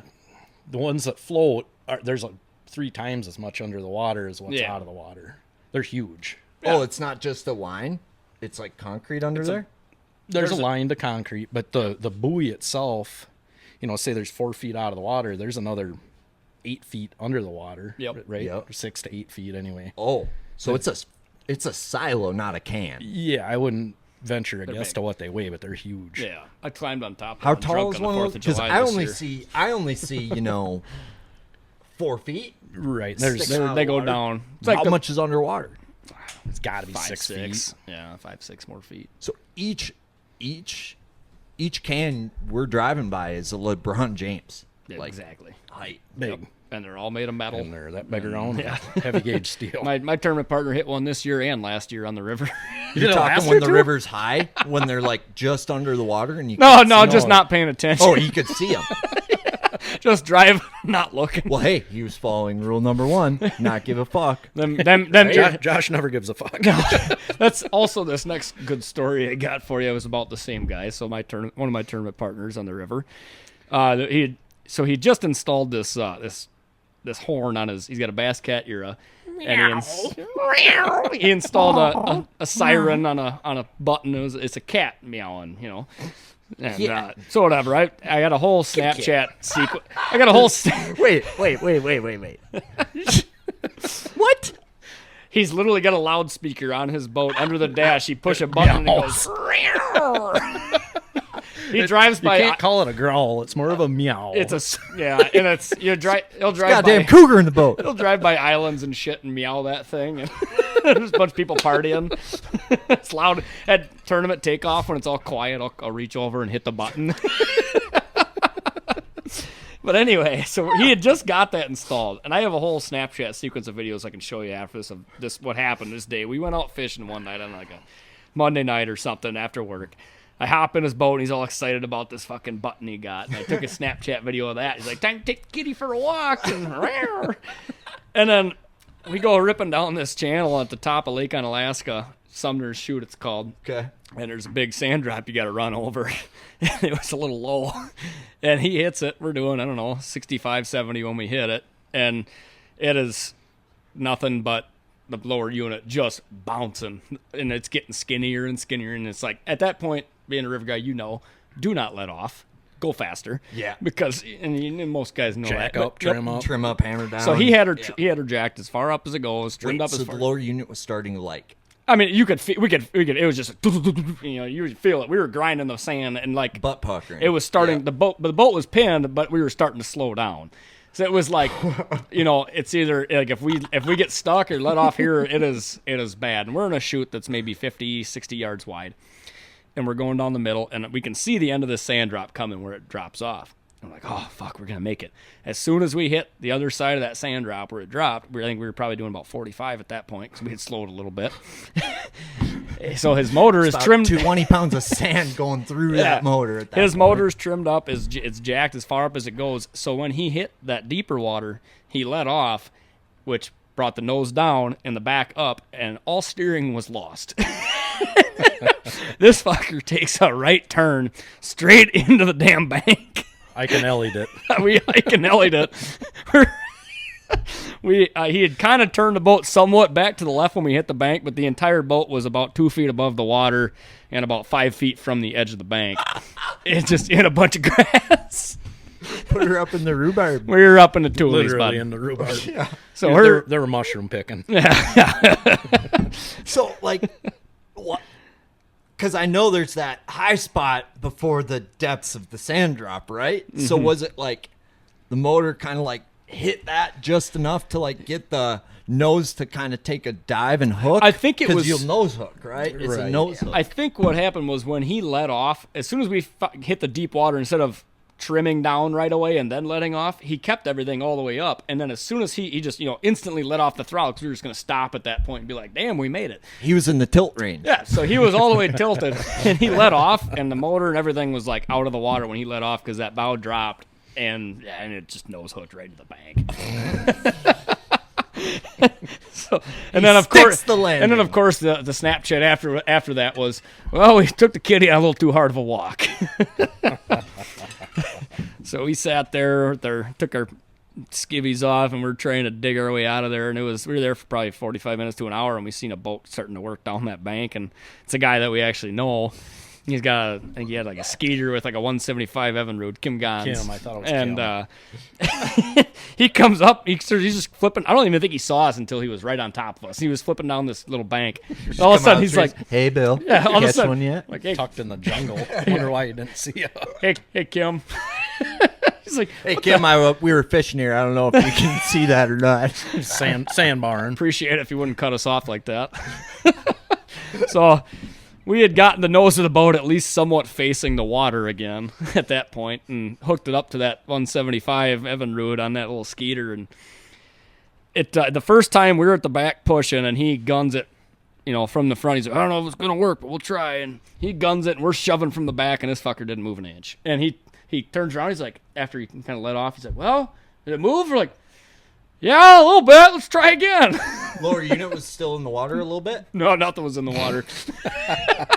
No, there was nothing in the water. The nose of the boat was kind of overhanging on the bank a little bit, was it? But it was like a cut bank. It was like 1.5 feet or 2 feet out of the water is where the top of the bank was, where we were. So he gunned it the one time, and he's like, did it work? Did it move at all? We're like, a little bit. No, I didn't move an inch. We're like, give her a little harder.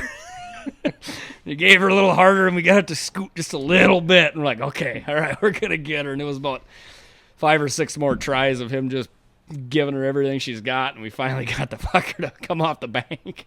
Damn, dude. Yeah, it was as stuck gets.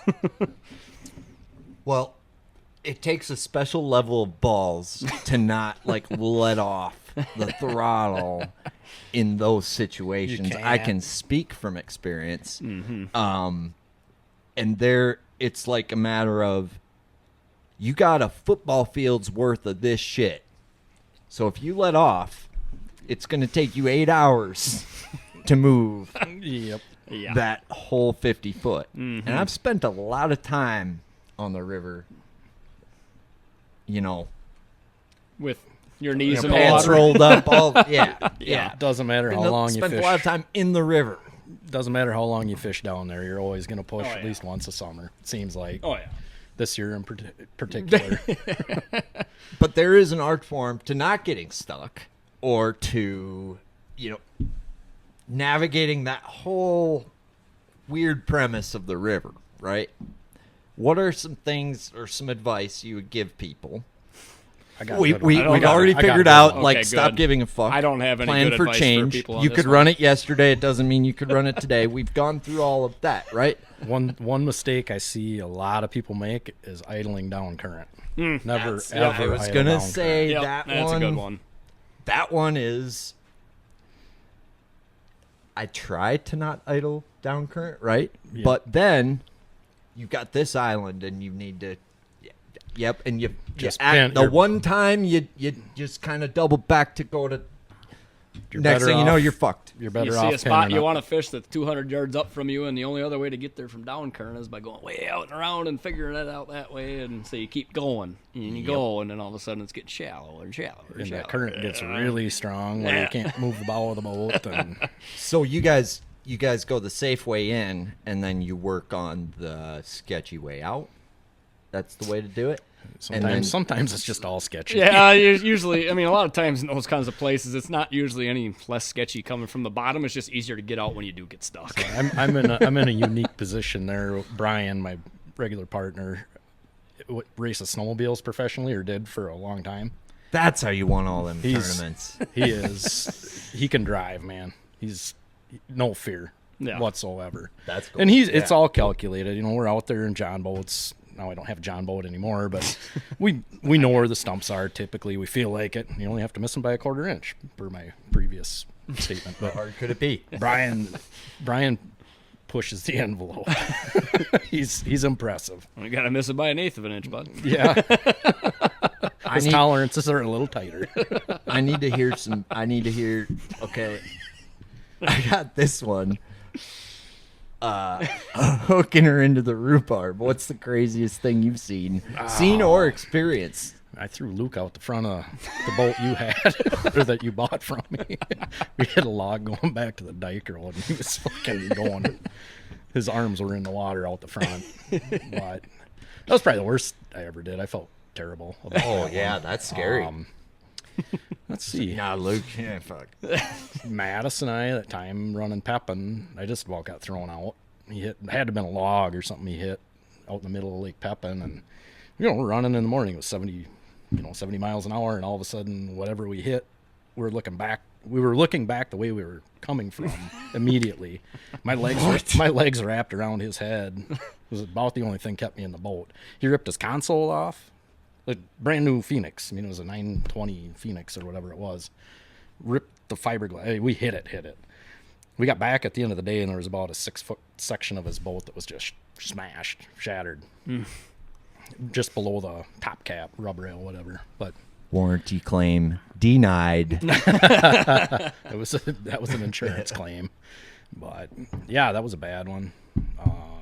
Dude, that's scary. I got one from catfishing this year with Josh again. Oh god, catfishing. Tried her hand a little catfishing this summer. I love catfishing. I'd never done much, but I caught some big cats bass fishing. But no, we went the same guy with the bass cat, Josh, and another buddy, Taylor. We went out catfishing one night. We're gonna give her a try. Out of the bass cat? No, out of my flat bottom. Oh. And us being, experienced, well-rounded cat fishermen, we decided we didn't need a spotlight or anything like that to bring with us to fish overnight.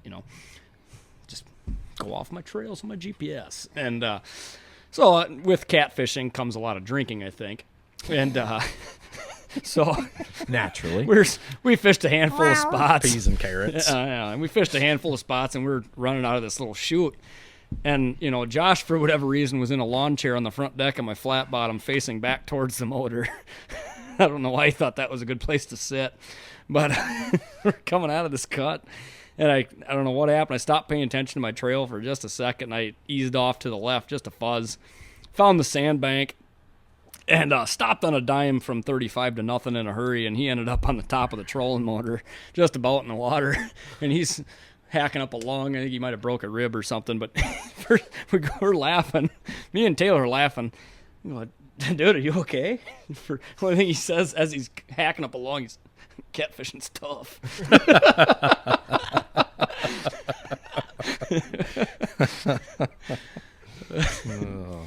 I mean, what do you need a spotlight for? That's muscle memory. Right. Yeah. No, it's flat bottom's dangerous and inconvenient, but I do love Fig Newtons. Let's go catfishing, boss. So that's like I don't think you could be a river rat if you don't have a flat bottom, so it doesn't sound like Cory's a river rat anymore. No, I gave up my card, man. Yeah. Not a card-carrying member anymore. Because when's the last time you won on the river? It's when you owned the flat bottom, was it? No, we won this year. Wyatt had it. Well, Wyatt had a flat bottom. Yeah. Oh, Brian still got a flat. I had to use the flat in the St. Jude on day 2. Well, that's like that's like code that if there was a rule number 4, have a flat bottom. Like that would be to learn to get around. That is a helpful tool. Dude, I've been to the river and I'm like, man, I wish I could get up in there. And then I see this boat, flat bottom. I was like, wow.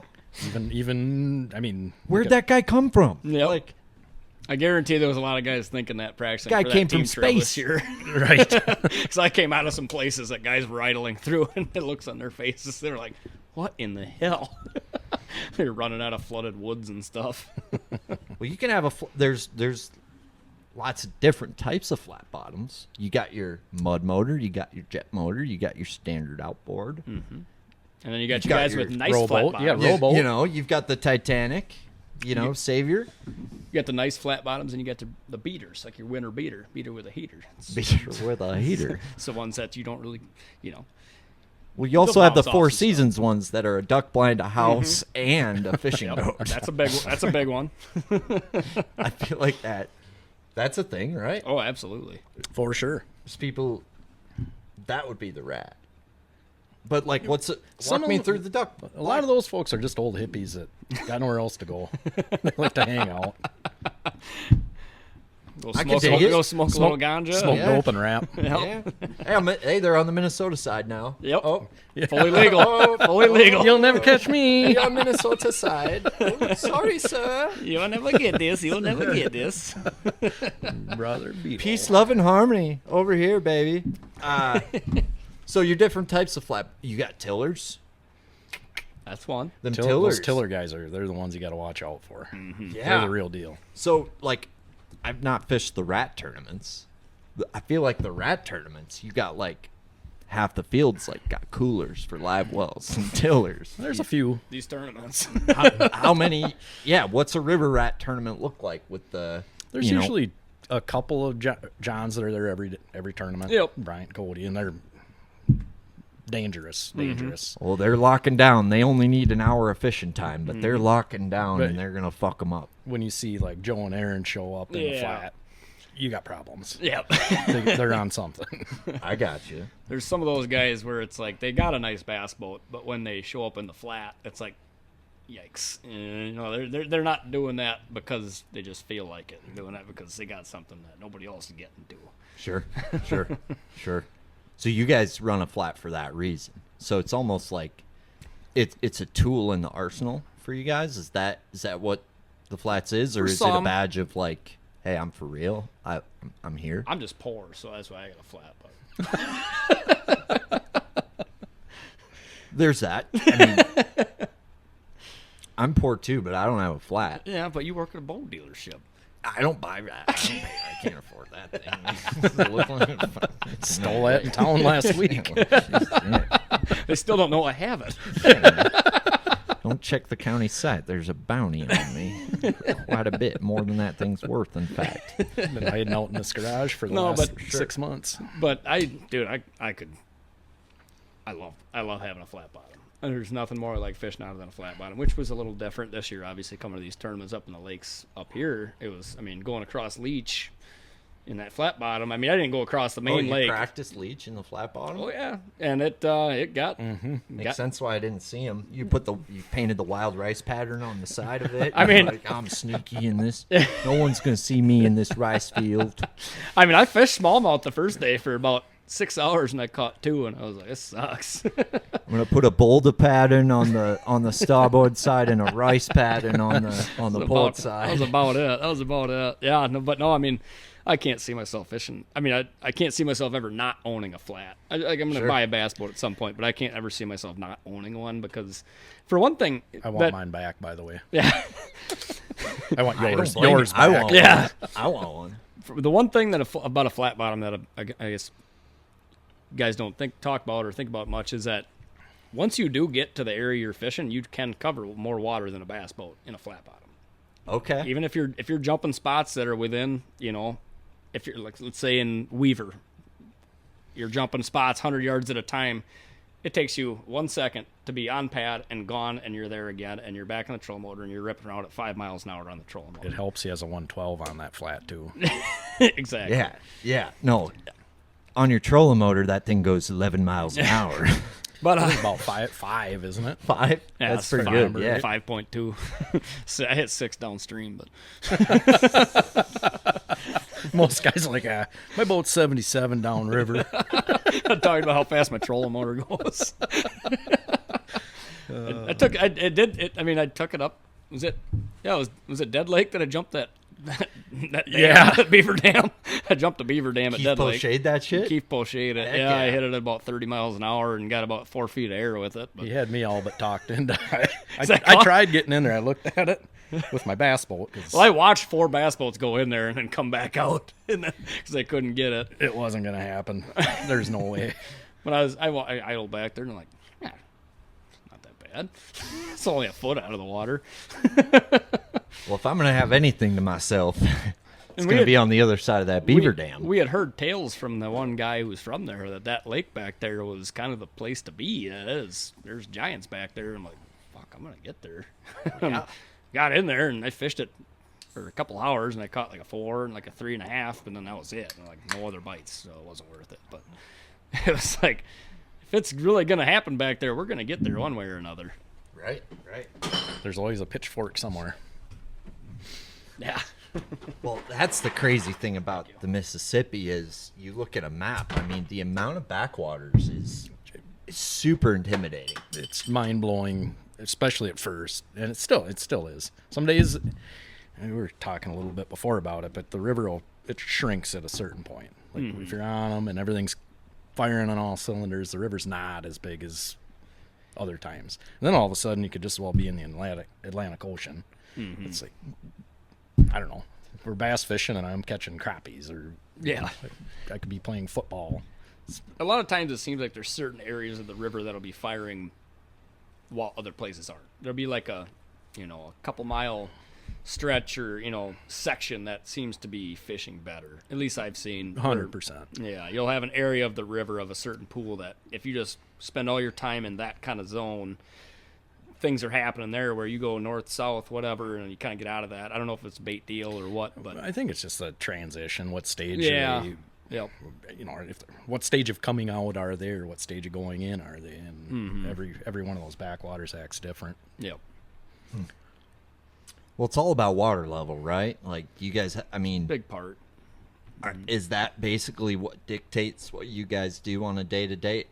From the outside looking in, it seems like that's a way that's a hack. It appears that that's a hack from the outside looking in. Is like I've got that water level app that shows me the water fluctuation, and when I look at that, I can maybe derive some things. But I think about a river rat guy looking at that water level app, and like I think of, have you ever seen the movie Good Will Hunting? Yep. Yeah, I think of a river rat's looking at these water levels and he's putting all these math equations together on a chalkboard in their head and like okay, yeah, no, it's yep, this spot, yep, that, yeah. I get to be Matt Damon. That's I guess, yeah, whoever, yeah, minus the mustache, like yeah, You're Ben Asscrack. Ben Asscrack. Fair enough. But that's how it appears, like from the outside looking in. Is that how it is for you guys, would you say, or? Not for me. I wish it was. There's some truth to that, I think. I mean, like, it'll depending on where the water level is and time of year. I mean, there's other things that go into it, too, but it definitely will dictate what I plan on doing in a day. Water level will. But then again, a lot of times that doesn't work. And then it's all about back to okay, what I thought was going to happen isn't happening, so then you got to change everything that you're doing and, So it doesn't always work that way, but Winter is here, Christmas is coming, and the greatest gift a fisherman can ever receive in the off-season is new fishing stuff to tinker with over the winter months. In the therapy world, they call it a coping mechanism to treat withdrawals, but in the Bass Galaxy, we call it interdimensional fuel. But it's tough to trust someone else to pick out your fishing equipment, which is why you should tell your wife or girlfriend to get you a gift card to the greatest tackle shop north of the Mason-Dixon, Waypoint Angler Supply, for this upcoming holiday season. It's the gift that keeps on giving. One gift card from Waypoint Angler Supply can go pretty far. It can strengthen your marriage, assist with more time outdoors with your kids, strengthen your soul, and more. But you're probably asking at this point how a gift card from Waypoint Angler Supply could provide such benefits. Well, the answer is simple. Wife buys you a $100 gift card for $80 since she used the code GALAXY20. instant dopamine hit for her saving money shopping. You then take that gift card and pick up a new rod, reel, or sneaky new bait that can win you a tournament next year. You win $2,000 in that tournament, you take $1,000 of that, you put it into the tournament entry fund, then take that other $1,000 and get your wife or girlfriend a trip or something that makes her happy. It's simple math and science, folks. If you're one of them ice fishermen, I should probably mention that Waypoint Angler Supply is fully stocked for ice season and has all the stuff you need for your next winter fishing adventure. Whether it's a gift card for Christmas or a new Veselka custom ice rod, Waypoint Angler Supply is your Santa Claus this year. So stop into their store on Lake Minnetonka or visit their website, waypointanglersupply.com. That's waypointanglersupply.com. Don't you forget, use the code GALAXY20 to save 20% on your next tackle binge. World champion barbecue born in the pits of Memphis, Tennessee, family owned and located just north here in Minnesota. Just north of Memphis, barbecue, ladies and gentlemen. One look at their trophy room and one taste of their barbecue is all it takes to know it's the very best. But the J&O story runs much deeper than that, and bringing people together, whether it's friends, family, or fishing buddies, with some mouth-watering smoked barbecue, that's what they're all about, which is about as American as it gets. If you smoke meat, if you like to grill meat, if you like to cook meat, you need to try the J&O Memphis Dry Rub Seasoning, which will enhance your barbecue game instantaneously. Also, voted world's best sauce in 2022. You can bring this right to your kitchen table. They've got 3 flavors, and each one is better than anything you'll find in the supermarket. Let's take things up a notch this summer. You can order their dry rub and world-famous barbecue sauce right on their website. Visit jnomemphis.com. That's jnomemphis.com. Or visit their Facebook page for food truck locations and schedule. Barbecue. I'm Johnny B with Just North of Memphis Barbecue, and I approve this message. That expression, you got to fish the moment, is 100% true down there every minute of every day. Yep. Right. But there's ingredients or factors or elements or like if we're going to bake some cookies, there's a recipe involved, right? Yeah. Okay? Yeah, but it's more of an art, not a science. It is So an art, is it? right? Right. It'd be It's not like a science, but there's ingredients that you're looking at, water level being one of them. Call it like a barbecue master versus cookie baking. Yeah. Maybe. I agree with that. I love barbecue. Big barbecue guy. Who doesn't? Big barbecue guy. Especially just north of Memphis barbecue, if you've ever tried it. Okay. It's a family friend of mine. World champion barbecue. It's good shit. Yeah, I got to try that. Dude, I've seen yeah. it on here before. It's like real deal. Yep. If he smokes it, it's the best thing you ever had, but like his rub and sauce, like I can make decent stuff. Like with his stuff, my stuff tastes even decent. Well, Hayden and Damien were very complimentary of your, was it ribs you made them or No. something? Whatever you They were cooked complimenting my cooking. whatever you cooked for them was real good in their opinion. Oh, And that Damien can cook a steak. I'll give him that for sure. Oh, yeah, absolutely. I'm gonna start blushing. No done one's ever good. talked about my cooking like that. That's Fucking Connor stole that's mine. all the barbecue. That's Connor stole your steak? Yeah, dickhead. He stole me a sausage McMuffin. I had a New York strip, and I think he had like a sirloin or something, and I ended up eating sirloin somehow. Connor. and he had Oh, Connor O'Connor. Yeah, I forgot he was there that day. What's his nickname? Because Hayden tells me you have a nickname for every person. That's that's Corey. me. That's Corey. That's you? Yeah, I got nicknames. They said it was Pinky, you. fucking. Wow, What's my nickname? Waffles. What do you I guys don't know. call me? I don't know you. I don't know you yet. Oh, I do Oh, now. you have to know him to nickname. Yeah. When Corey starts telling stories, it's. Me and Butterscotch that one day we were out on the river, and Pinky had told us about this hot bluegill bite that Corn Dog had fucking got on the week before, and Good stuff. Hey, like I feel like the world like this world was built on nicknames. Yeah. Well, Abraham Lincoln. You can't tell me that was his name. You know what I mean? Sounds too It's official. a nickname. you know, you get to my age, my memory's going, so I just remember what I remember. Hey, Corn Pop, pass me a beer. Old and senile. Well, actually, his name is Corn Dog to Hayden and Damien. You're Corn Dog? Now He's I'm Corn Corn Dog. Dog. All I right. guess. All right. What's Wyatt? What's his nickname? Why not? Chaw. Yeah, you call me not? Why Not. Stinky nuts. Other people call me Chaw Daddy. Chaw Daddy. That's what Brian calls me. Anyway. Call me tater salad. Brian calls you Chaw Daddy. Yeah, because ever since he got Snapchat and I added him on Snapchat, he calls me Chaw Daddy now. I gotta ask him where his name came from on there. What's his? Chubb's Doc or something. Oh yeah, What the hell is yeah. that? That's him. That's him on. He's got Instagram too. I finally figured out, and it's also Chubb's Doc. I'm like, what the fuck is that? I've never asked him that. I'm on Snack Chat like once every 8 months. Yeah.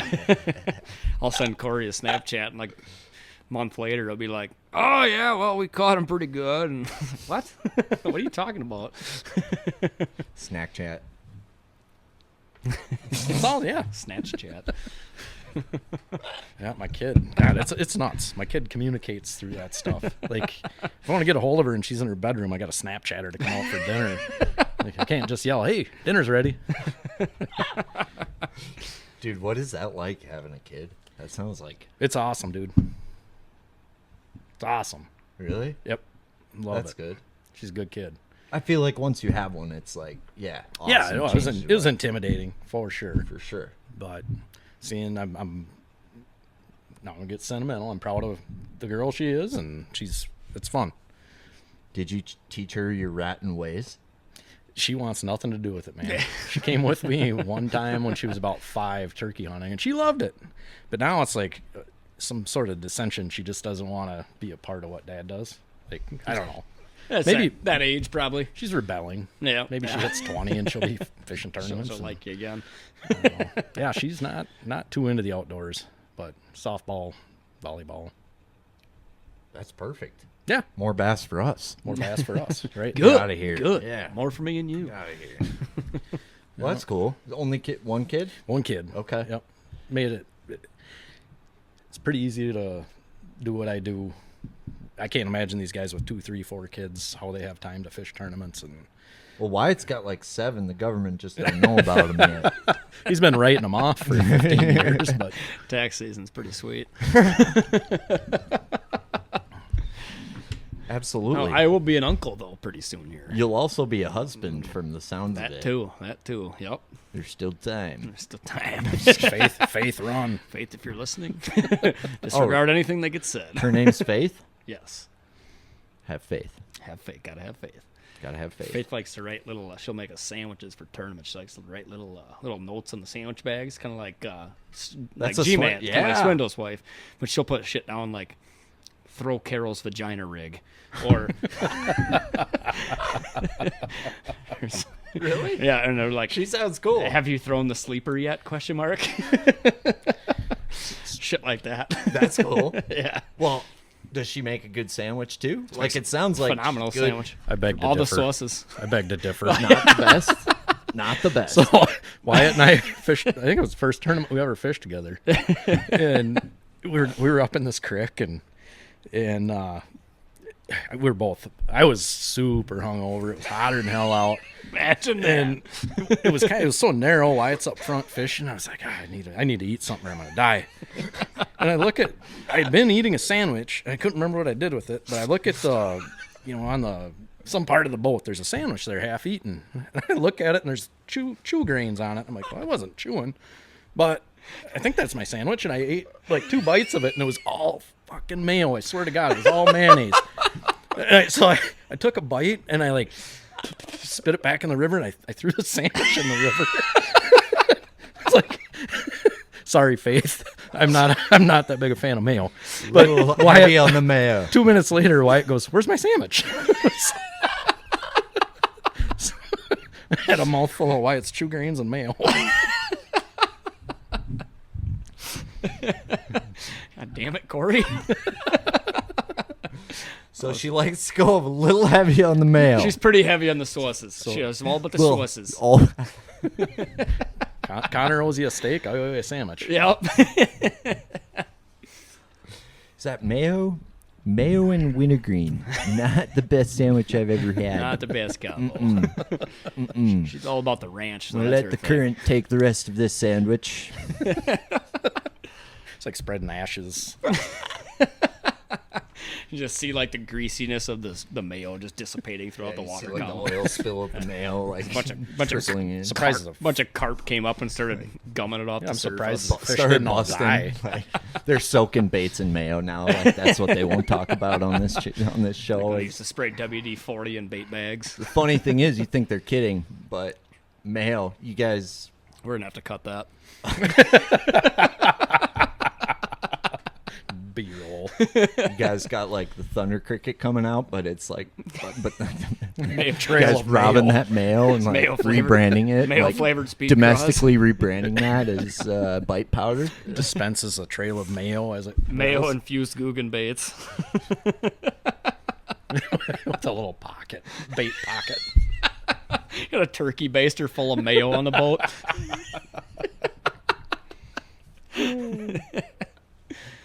The baster, the baster. Oh, good stuff, Maynard. Yeah. So like Hellman's mayo, or is It's it got to like- be Hellman's. Yeah, none of that Miracle Whip shit. Fuck. What about Dukes? I hear a lot about Dukes. I don't know if heard- we can get that up here, but never heard down of south that. they're all about Dukes. Duke's mayo. Dukes mayo. Okay. I believe there's a football bowl game, something. I don't know. I'm not a mayo guy, so I wouldn't know. We know you don't like mayo. It's gross. That is so. Okay, so what? Shit's gross. You more of a horseradish man, or what do you put? I like the horseradish. Gross, dude. No, really? Oh, dude. Oh, Horseradish is disgusting. No, get that shit out of here. I got a supplier from New Prague, horseradish guy that makes the best horseradish. It's like buying meth or something. got a Oh, fucking my drug buddy's dealer buddy's for dad makes horseradish. horseradish. Oh, it's fucking good. Dude, I don't even know what kind of horses they use for that shit. I don't, man. It's little so ones. bad. It's like, I don't like the horse or the radishes. It is so bad. Oh, it's good. Clean your nostrils right out. It's kind of like gin. Everybody who likes gin, I'm like, They're just weird. Yeah, that's my grandma. I feel like we just put a pine tree in a blender and made me drink it. This Yeah, shit it's is nasty. bad. I agree. But then people look at me like, oh, you like whiskey? That's gross. I'm like, it's so good once it hits your lips. So Once it hits your lips, you can't stop. Each their own. He likes horseradish. He likes mayo. You know, to each their own. I don't know how we get along, but To be honest with you, this is surprising because I've never heard Cory turn down any form of food. So hey, now. What you trying to say, boy? Sounds like you need more bread with your mayo. But Faith, she puts a lot of love into those sandwiches. she does. So, okay, I will say that if you're a fisherman, you can relate with this statement of like, you eat a lot of fucking sandwiches, Yeah, right? oh, yeah. So there are certain like sandwiches that I just like, like turkey. I can't do turkey I don't no do more. turkey. Can't do turkey no more. Rotisserie chicken's I- my go-to. That's your go-to. I live on Wiley Wallabies most of the summer. Yes, he does. I do like a Wiley Wallaby. Australian licorice. Oh, God, yeah. When we were fishing with Hayden and Damien, every like 15 minutes we'd hear Cory. Sandwiches? Nah, I just eat licorice, man. Every 15 minutes we'd hear their boat 100 yards away. You want some Wiley Wallabies? Wiley Wallabies and jerky of some sort. Oh, I do like jerky. Okay. Are you standard red Wiley Wallabies? No, dude, I the green ones are my go-to. green apple. Green You know ones. what? Here's the problem with the red ones. One time I went into Quick Trip. I grabbed a red bag. Cinnamon. It was a frickin' Trojan horse of shitty Wiley Wallabies. It's disgusting, dude. I didn't think Fireball licorice. What the fuck is this? exactly what it was. Oh, it was gross. So I got to really watch the red ones. But Gotta read the bag if it's red. About you want a Wiley Wallaby? Yeah, man, I can't eat sandwiches anymore either. I just buy licorice. Oh my God. No, I'm a big Italian sandwich guy. Okay. So, it's a little hard salami, like a little sure. pepperoni. cold cuts. Yeah, I make that. One Yeah. little hack that I learned this year that I actually that I like a lot now. Instead of using the actual sandwich bread, like loaves of sandwich bread, I like to do hamburger buns to make sandwiches on because they don't get when you put the sauce on them. You ever put a bunch of sauce on For a all sandwich? the mayo my wife puts on this, I found that the hamburger bun absorbs the mayo a lot better. No, it doesn't get It's weird how much better the sandwich tastes when I increase the thickness of the bun by over 100%. Shit, maybe that's why I like them. Yeah, I don't like the bread to get soggy. It's like waterproofing a basement. Add a little more insulation, Jim. No wonder you like hamburger buns. I bet you might like one of her sandwiches. I might. yeah, I if you might. try it with hamburger bun. might You might do it like with it a hamburger little more. bun. Yeah.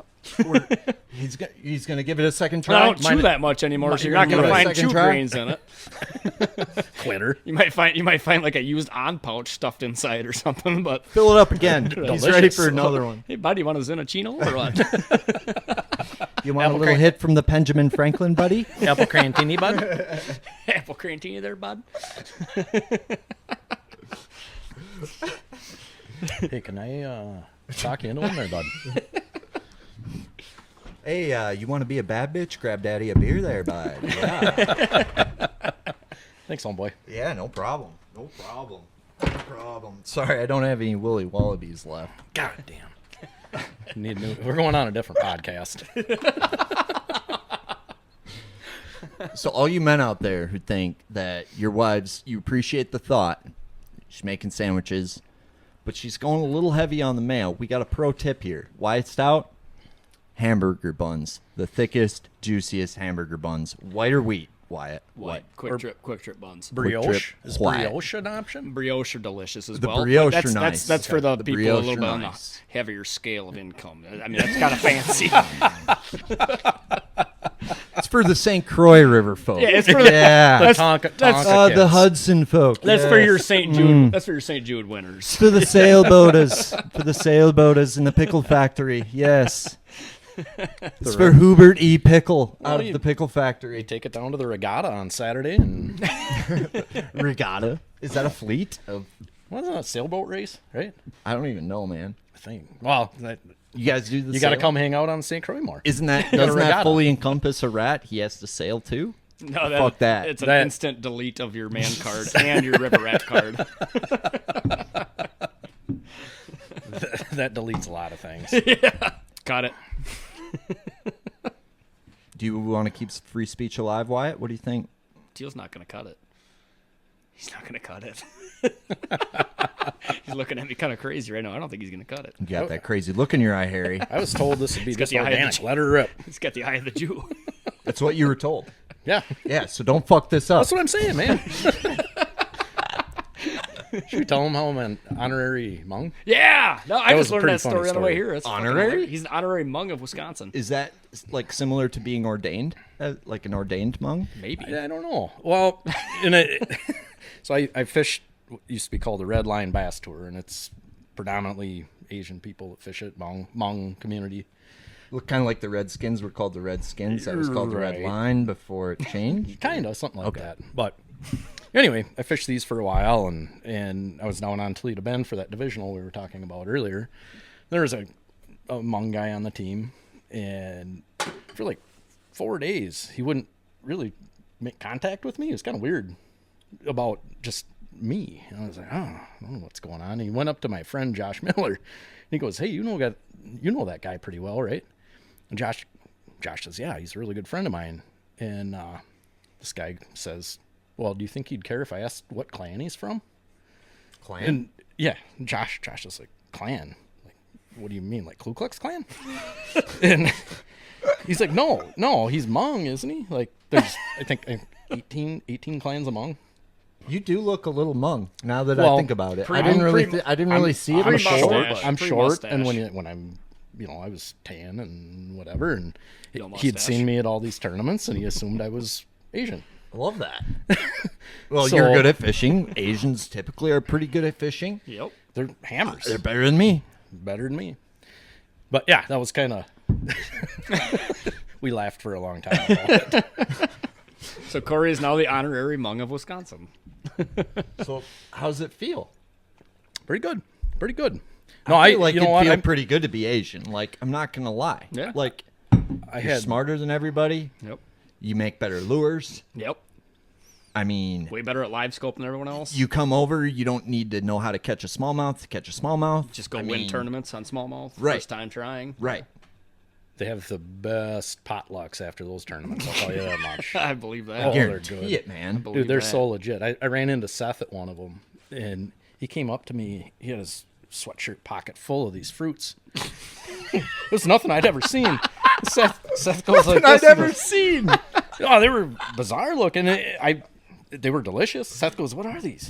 And he's like, "They're freaking awesome." So I ate one. It was like a grape almost. Once he opened it up, they're freaking awesome. But anyway, I'll probably never see one again. Where was this? And St. Croix. Okay. Seth was there? He was doing promotional stuff for Daiwa. Him and Pete Presbyora. Sorry. They're like, yo, you got to try these? Yeah, Seth was like, "You know what these are called?" I said, "I have no idea." And I grabbed one out of his pocket, and they're freaking good. It's like all the lures I get. I can't read the bag, but oh, I got one. Oh, shit. It works. That's cool, man. Is there, I don't know where I was going with that, but I I don't got know real if drunk with Seth at a boat ramp one time. that sounds cool. That's the only story I got like that. Seth showed up late to tournaments. That because story was he had drunk with and- you about running through all those no wakes on Tonka was fucking hilarious. That's a crazy one, but me and Mark Shirley used to fish together. We were real young. You know, he could drive, I couldn't at this point. And we fished the Big Bass Bonanza series, which was kind of the trail out this way. And I'll never forget, Seth and Figgy fished that trail. They were guys from the cities, and we show up to Green one morning, and only Figgy's there. And we're like, Seth and Figgy were kind of the talk of the trail. Like, oh, everybody talked about him. It's like, oh, where's Seth? Where's Seth? Where's Seth? You know, he's gone. Figgy's like, oh, yeah, he had a wedding last night. You know, everybody's like, we have a chance. We have a chance, you know. And I'll never forget, me and Mark Shirley were sitting on a rock spot that we like to fish, and all of a sudden we see this boat, like rooster tail, beelining from the access, like to the access to pick up a guy. Right? Goes, picks up a guy. You could see the puff of smoke coming from the dock. Yep. All of a sudden, dart lights up. We're like, shit. Next thing you know, they're beelining towards us. We're like, we found something. We found something. Set down, like, right in front of us. 2 casts, 4-pounder, gone. It's like, fuck. We missed that one. God damn it. He could see it with one eye. Guy couldn't even drive here still, probably. Jesus.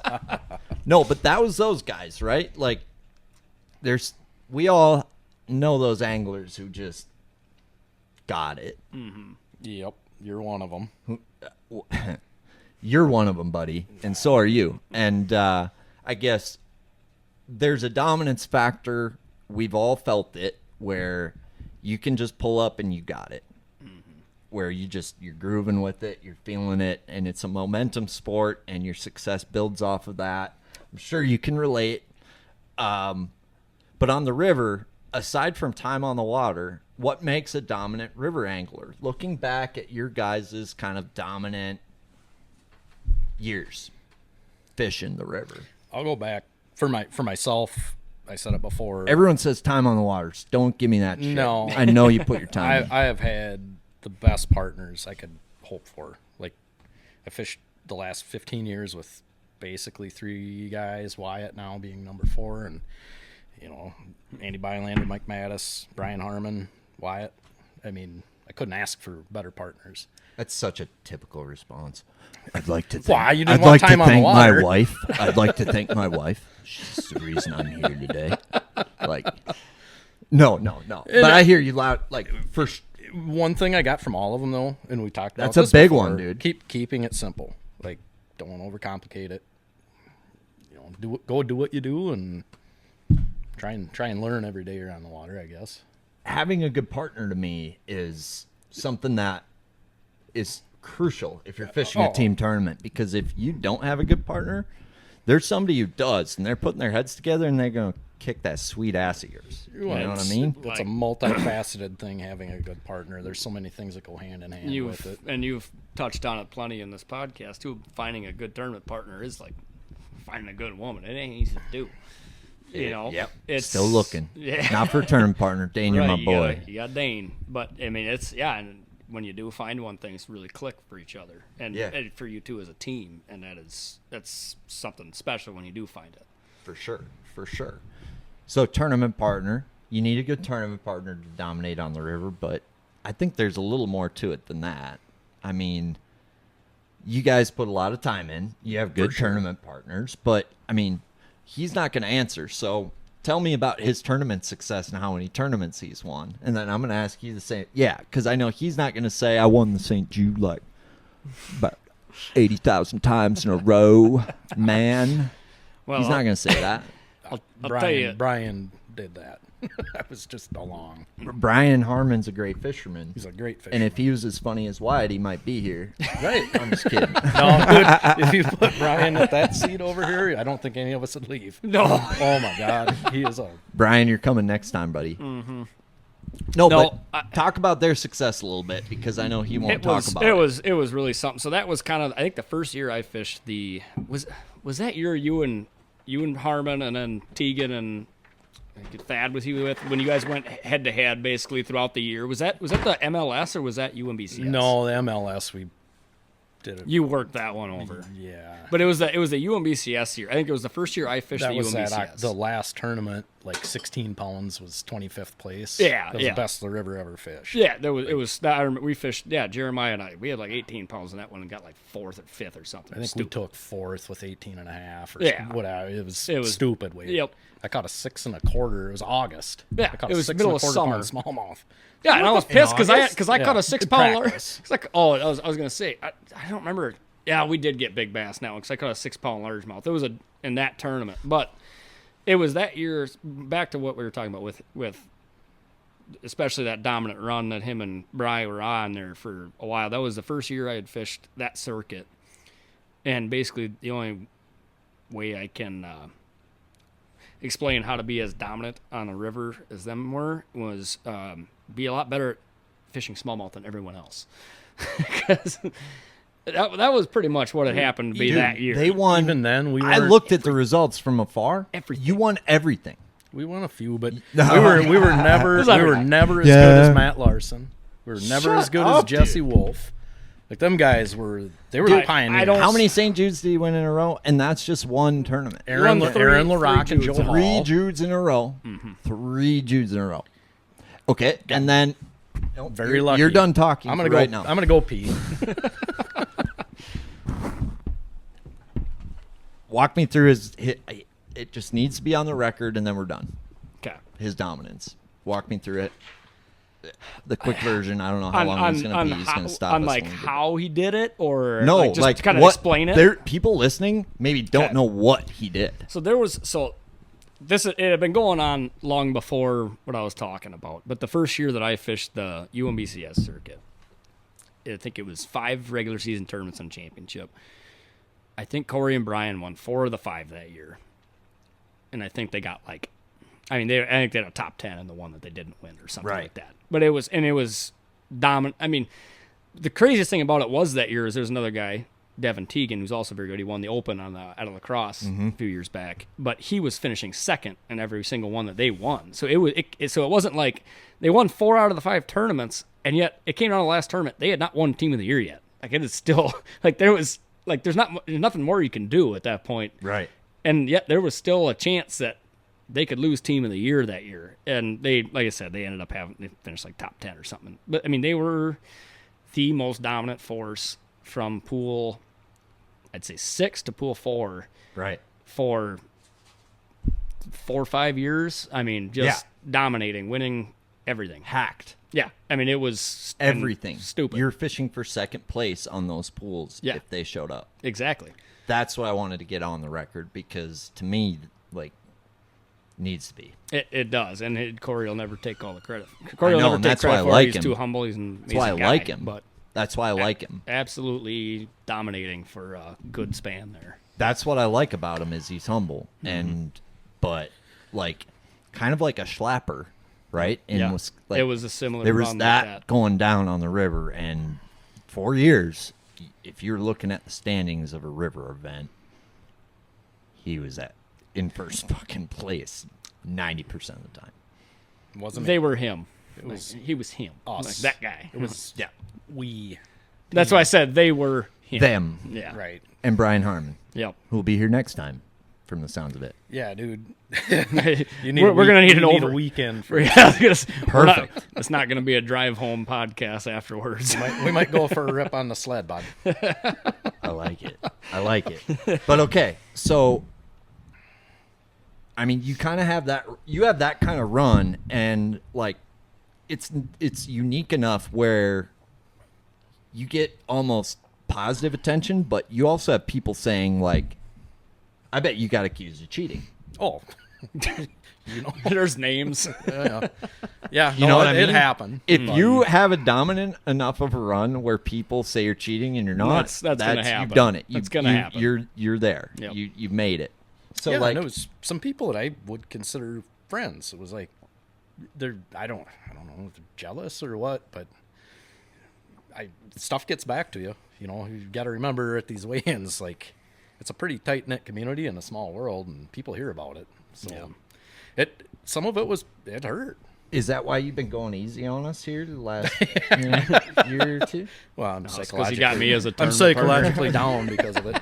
Picked up Wyatt, like, Now he's like, No, we'll show them. it was an eye opener. You know, you just learn who you can trust and who you can't, kind of deal. Mm-hmm. But like that run, you would call it luck, or you would call it something that, or Brian, you would call it Harmon or luck. But there's more to it than that in terms of what you're doing. I know, between a baby brush hog, Brian Harmon, and High school holy kids. shit. High school kids. It's the high school kids. But no, you had a deal. You had a hack that obviously really brought you to a new dimension of success when it comes to tournament angling. I mean, if I had to look back, Madison, it started with Mike when I was fishing with him. We won Team of the Year twice, I think, for Greg's. And the way Mike and I fish together is completely polar opposite of what Brian and I are doing now.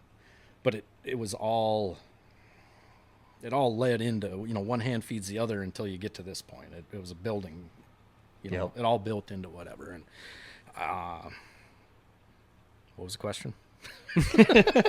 So, like, Have I another felt that dominance. I haven't had the years of dominance you've had, but I've had a dominant year where it was like I couldn't do anything wrong. Dude, And- you've made a name for yourself all over the state. I know that. Well, dude, like, to do it 4 years in a row like that, like, there is a recipe that you take to the water every day. And I guess the coolest thing about this podcast for me is not learning where people fish or, all of that. It's learning how they think. And that to me is what's beautiful about anglers. And I guess the mentality that you guys had during that dominant stretch, that's what I want to dig into is how were you guys thinking and approaching that? Because it was something that was special and different than It was cool. It was anything I've seen down there. It was an evolution, like I touched on a minute ago. I mean, it went from being completely current heavy to sorry about that. No, you're fine. You're fine. I'm trying to think how to word it. I guess I don't know. We just learned so much over those few years, and Brian fished with another guy from Buffalo City that knows more about that river than anybody. So we gleaned information from everybody. I mean, Totally. we were super lucky in that regard. But It's a game of decisions, right? right, You guys made obviously really good decisions. There was a reasoning for those decisions. There was a reasoning for the preparation, the way you prepared. I think you just said what I was trying to say. Yeah. And I look back and our decision making was pretty good. We fished so clean for like 3-4 years in a row. Like, didn't lose fish. You get bit, you put them in the boat. That lent itself to some success. This year we had a little bit of the dropsies, and it just you can't do that, especially now. Wyatt knows how competitive it's gotten down there. Like you get, if you're lucky enough to get 5 good bites a day, you better put them in the boat. When you guys would practice, okay, right? Because you always start a day somehow. You start a day, you know, thinking I'm going to do this or what have you, and everybody practices a little bit differently. Yep. You know, some people don't stick them. You know, there's different philosophies to preparing for an event, and I guess the river is a unique one because I feel like the river's a type of deal where it could be sunny and a warming trend, and you could stick every single one of those fish in a backwater knowing that tomorrow is going to be cold and shitty and none of them are going to be there, right? 100%.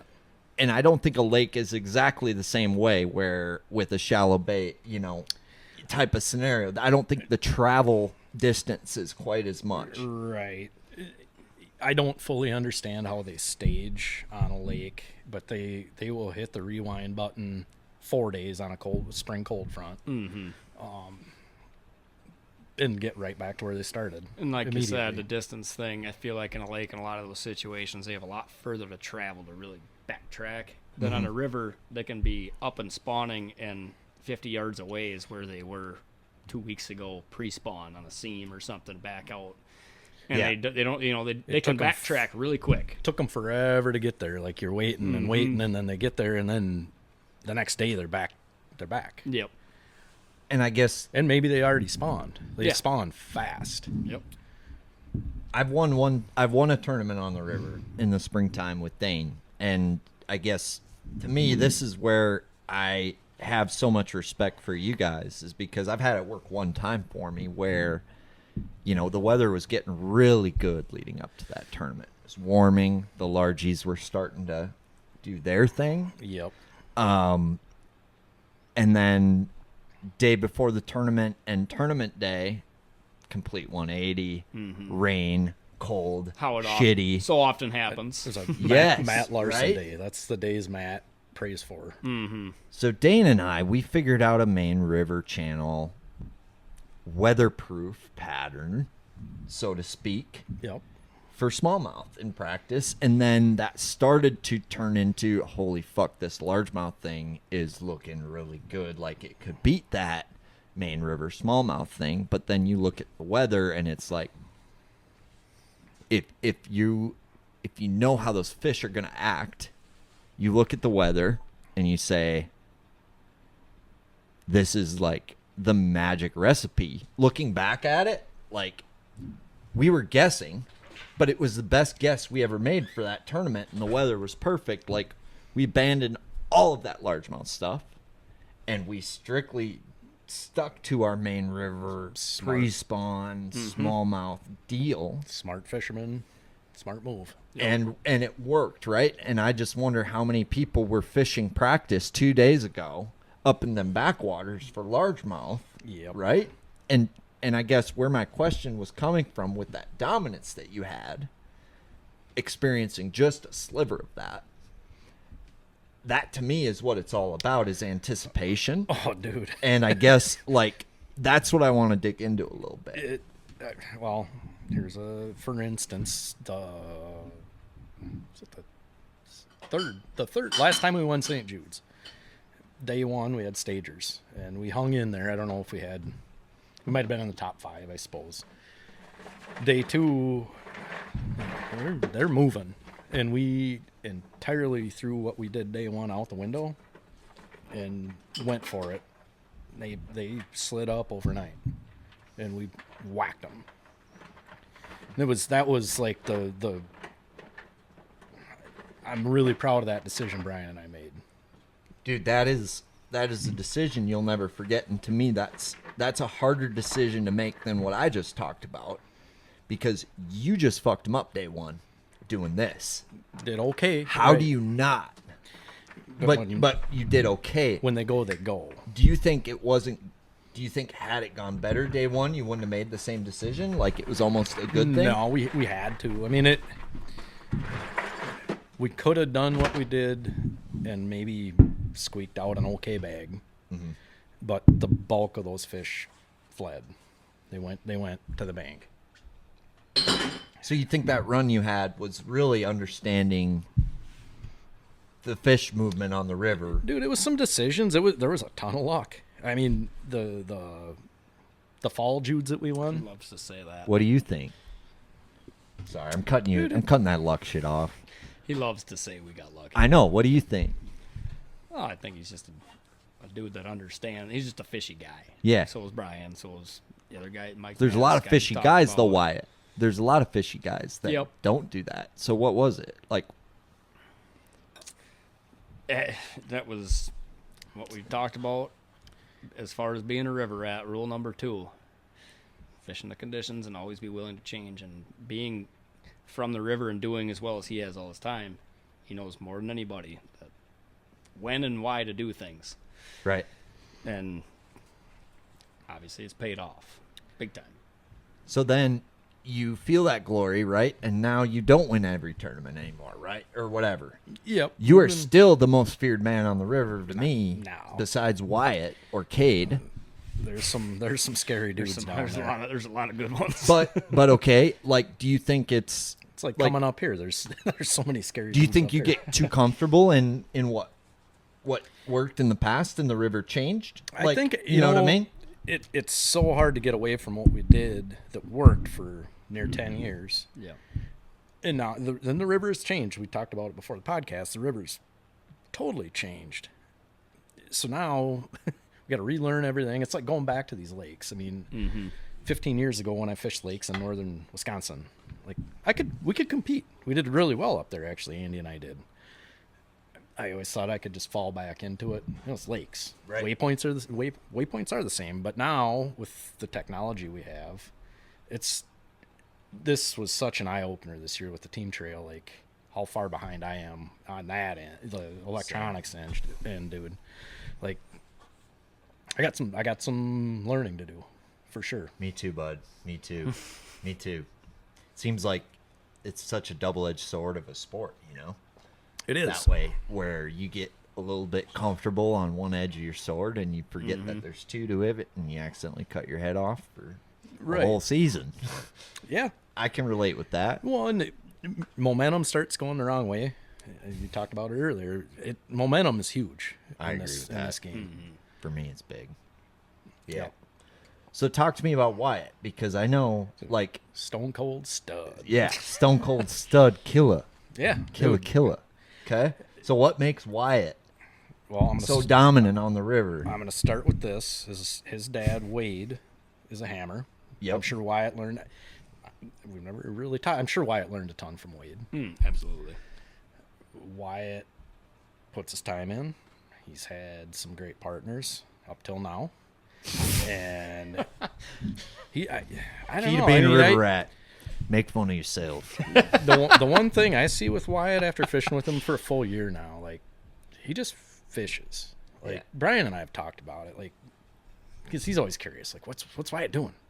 Like, I don't know. I mean, Nothing special, bud. nothing. It is nothing. None of us are doing anything special, but like Wyatt literally just fishes. Like if he wants to catch a smallmouth, I don't know. I look back, like Rick House always told me, just put the trolling motor down and fish. And you seem to do that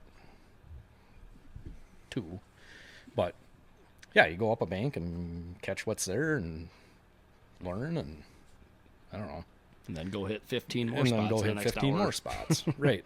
Cover water and practice like as much as you can. And Now, like, you two have joined forces later in life, right? So you guys, what's cool about fishing is you get in a boat with somebody that you didn't before. You can fish the same looking water, and now somebody's looking at it a lot differently, right? And I would say that every person I've fished with has, like, the special ability where, like, you put this in their hand or you do this, and they're really freaking good. And a lot of people are really good all the time, but everybody's got that thing that they're really good at.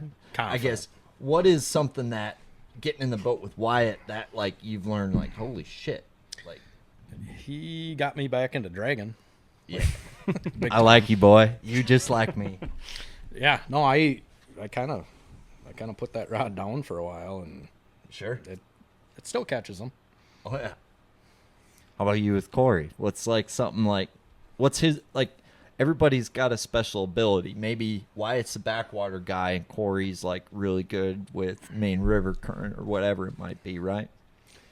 Wyatt's good everywhere, but I know if there's a river, Wyatt can fish it. That's what I know. But One thing about Cory that I am not good at, Cory is experimenting nonstop all day long, every day. Tournament day, it doesn't matter. This guy is changing baits constantly, which is a really good way to figure out what's going on and figure out what the fish want, what they want on any given day. And I don't do that so much. I'm usually just locked into my. I mean, I switch baits a lot, but not nearly like what Cory's doing. And Wyatt's like, there's nothing like smoking weed after a long day of smoking weed. It's like, I'm going to flip a jig. I'm going to go flip a jig, and then I'm going to try a jig after that. I love it, dude. I love it.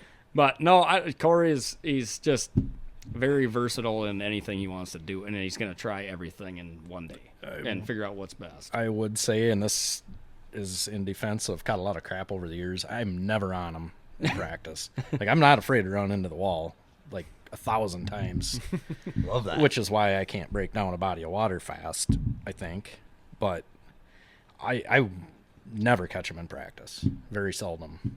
And got a lot of crap showing up to tournaments, and you on him? No. Terrible. Of course I'm not. 20 pounds Never in on 'em. August. Yeah, and then we do well.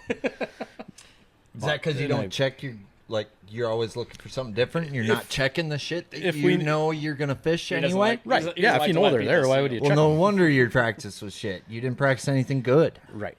He doesn't like to let people see him on those spots. Yeah, yeah. That makes a lot of sense, I have actually. two really good friends, and I'm not going to say who they are, but two partners that, because this might cause a divorce, but the one partner's always harping on the other one. He'll go check a bush. Like, it's a bush. There's one fish in there all the time, and it's a big one.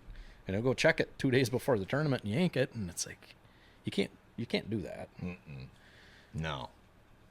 Screw lock that bush, dude. Screw lock that bush, If exactly. you're going to go to that bush, screw lock it. Yeah. My buddy Cornhole and Banger over here. Cornroll Wallace. You ever watch Chappelle? Yes. I Fucking love Chappelle. Greatest of all time. I just broke back into it the other day. He's gold, man. Oh, Pure gold. Oh, yeah. Pure gold. did you ever watch his Neil Brennan? His head writer's name is Neil Brennan. Skinny white dude. Uh-huh. I don't know. He did a stand-up years ago, and it's not on Netflix anymore, but it was the funniest shit I've ever seen in my life. He's the guy in the Clayton Bigsby sketch. His head blows up in the back of the... Oh, fuck. There are a couple of his specials on there. They're okay, but man, the old one was funnier than hell. Dude, they don't make good shit. Like, They not can't. good. I know. Like, what the fuck? Right. Yeah. They don't make good movies. If they made the When's shit the that- last time you saw a good comedy? Oh, stand up. Stand up Like, is that's the all only there place is now. left, if That's there all is there's any. left. What's stand-up? Stand up? What? Oh, stand-up comedy. Yeah. Yeah. Oh, like Yeah, Matt who's that Rife. guy? Matt Rife. He's you hear funny. about the one he did when he got canceled for saying something? Did you Oh my see what his God. apology was? Yes, that's what I'm getting at. Yes. His apology. I actually might have seen this. Yeah, he posted a website to his official apology, and the website brought you to a page where you could buy helmets for the special. Yes, I did see that. Yes. Like, that is Still hope in the world. fucking hilarious. Some of the coolest stuff I've ever heard. Yep.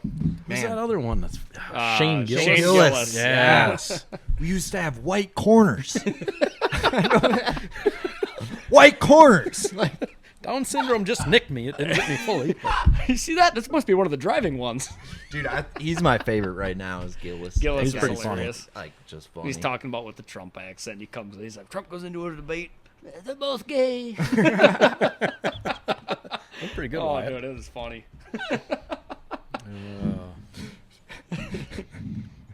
So, like, good movies though. Okay, you guys have good taste.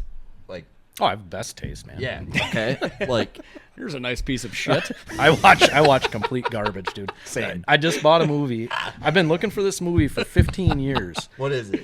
It's called Poor White Trash. It was made in 2000. Dude, you got to check It's called it out. Weaver Bottoms. You gotta read it. Gotta watch it. I mean, So it used to be on Comedy Central like full time. I feel like I've seen It that. is horrible, but I love it. It's like Trailer Park Boys. Lois Einhorn plays the mom of these trailer park kids, and they do a bunch of burglary shit. Isn't it Lois Einhorn from Ace Ventura? Yeah, Is that the same? same actress. Oh, or really? whatever. Guano. And then She found Captain Winky. Joe Dirt's sister is in it as well. Okay. You're my sister. Yep. Yeah, check it out. I had to buy it off like a DVD. $14.95. Best thing Corey's bought all year. I had to hook my record player up to the TV, but it worked. Might be other than my Baby Billy. Baby Billy, I've never heard of either of those. Oh God, you guys need to get out. I thought more. I had good taste. You need to get out I don't more. know. This guy's got a lot of shit I've never heard Never of. seen The Righteous Gemstones? I feel like I've seen that, That's- but I don't know. That's a good one. I don't know.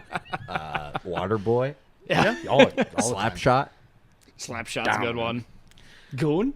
You like the hockey? Yeah. Goon? Anybody boards him, he's gonna piss all over himself. Hey, Hanahan, your mother's a whore. Suzanne sucks. I got 2 rules. Stay away from my fucking Percocets, and do you have any fucking Percocets?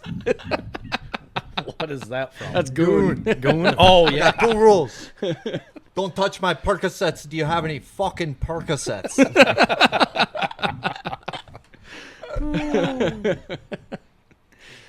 That's a good one. Shit. A sleeper hockey movie that I think no one... Mystery Alaska? Anyone? I saw I it don't once. think so. Russell Disney. Crowe? Disney, right?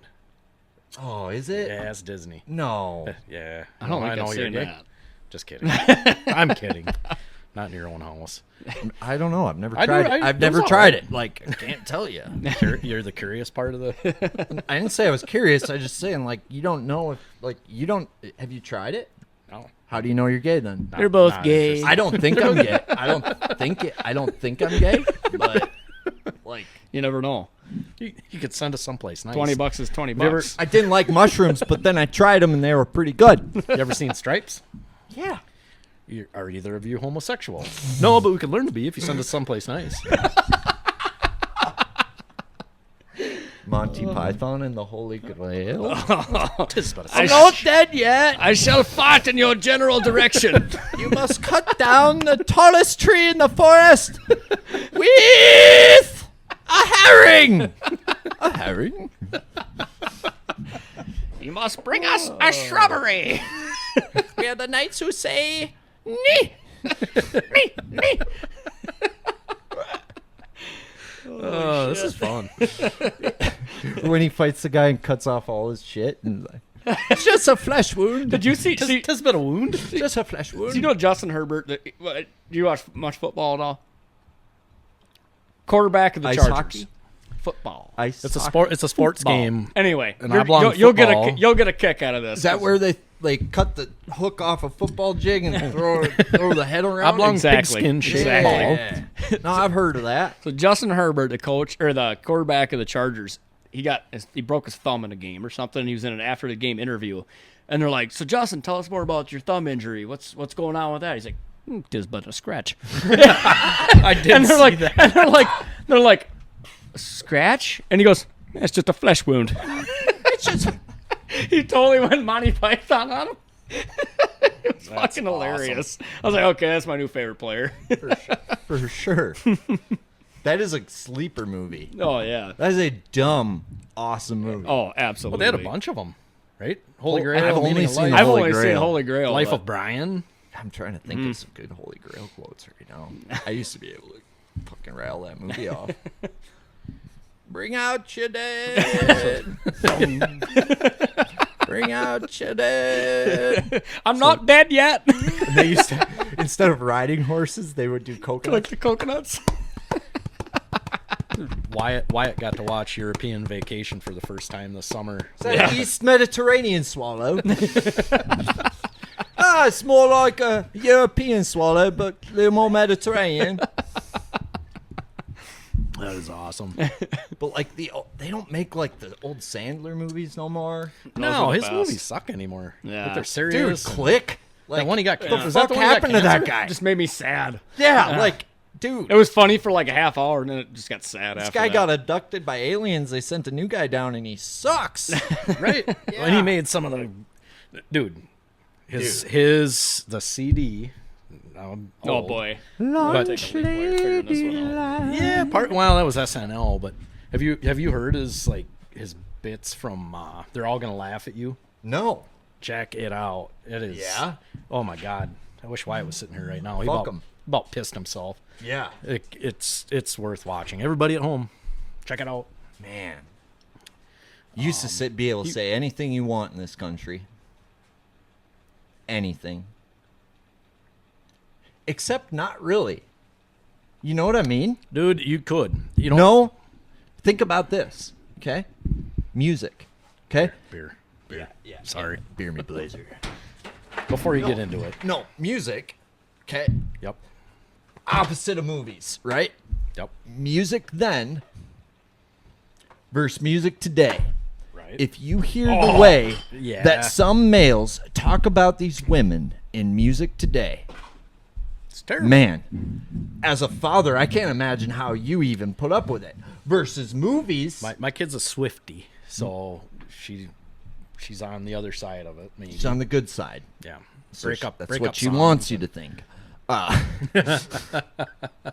Help yourself, bud. Movies, I feel like you had the John Wayne era where it was kind of that way, like music, and then you had like this era of absolute savagery with movies, right? And Right. now it's soft, It's soft. It's real right? soft. Versus like music, it's never been harder than it is today. They've never talked more vulgarly about women, about life, about anything. Right. Music's as awful and as vulgar and as free and as evil as it's ever been. Until you get into like Sturgill, Tyler Childers. I don't know if you're into that. I got a Sturgill record in the house. Big Childers fan. Dominates the dojo. Yeah.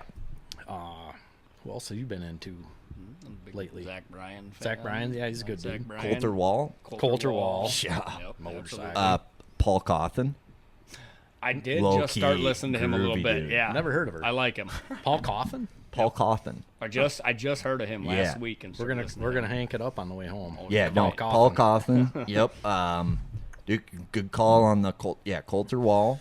Tyler Childers is good. Sturgill Simpson is Warren Zeters. he's all right. Zeters. I thought you were gonna say Warren Zevon. I don't know who that is. You don't know who that is? No. Come on, dude. You know who that is? I know who Ted Nugent is. Christ Alfriday, you guys are young. Warren Zevon, Werewolves of London. Oh, I know fuck that. yeah. Oh, yeah. Ah, Werewolves of London. Rest in peace. But With the little piano riff. yeah, Yep. Yeah, Kid Rock copied like three. Yeah, he made Probably. Kid Rock made 3 songs about that. I think he was in that movie Poor White Trash was based on him. I think. Hey man, whatever. Hey, you got to hustle to make a living, and I don't understand why Kid Rock can't too. You know? Right. Yeah. Exactly. Yeah, nothing came from nothing. You know. But why is that? Why can't you make funny movies anymore? But yet you can talk about women the way these people do in this music now. I Like, agree. Everybody's people butthurt. used to ask people don't even ask people on dates anymore. Like, I'm just wondering why that is. That's a weird analysis. I think we're making a new discovery right now in this time together. I don't know. I don't want you to get canceled Why? because that's what happens now. Who would, who would cancel? I thought river rats don't live in fear. They don't. Then what are you scared of? You're not a river rat. I don't want to ruin your reputation. That's why we cut. No, I have no idea, and I get what you're saying. I don't know why it is the way it is now because, like you said, I mean, you listen to WAP. That's fine. Yeah. A bunch of stuff like that, and it's totally fine. But then, yeah, one comic makes a reference and anything similar to that, and he's all of a sudden the worst guy on earth, and nobody watches his shit anymore. I think it's because they think that something that's different about our ears than our eyes, you know? We Yeah. can hear the worst shit ever. But when you see someone say it, Like, you Or- can't make Step Brothers, was that the last frontier? What was the last That frontier? was probably the last really good movie made, right? Yeah, Was it's- Hangover about then? Maybe. You will fix the fucking drywall now! What is that? Hail, no power tools. Chang? That's my toothbrush. That's all right. We're done now. That was The Last Frontier. Yeah. Hangover, About that time, Arrow. because Hangover 2 wasn't as good. He was a retard.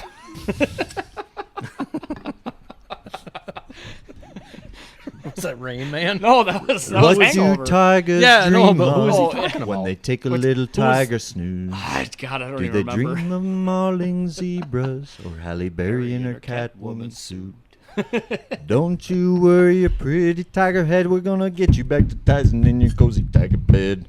And then we're gonna find a best friend Doug, and then we're gonna give him a best friend hug. Doug. Hangover, Last Frontier. Done. Conversation over. I Okay. didn't know we were gonna get serenaded while we were here. Well, all Corey. right. Teal's got a voice on I him, would man. say, Not bad at all. for sure, thank you. You should go down to the pizza place, whatever, Zeke's. No, we're doing a tour next season. All in good time. This is not the proper acoustical environment. Every team bass. to ask this of me. I've been called the songbird of my generation. I smoke pot with Johnny Hopkins.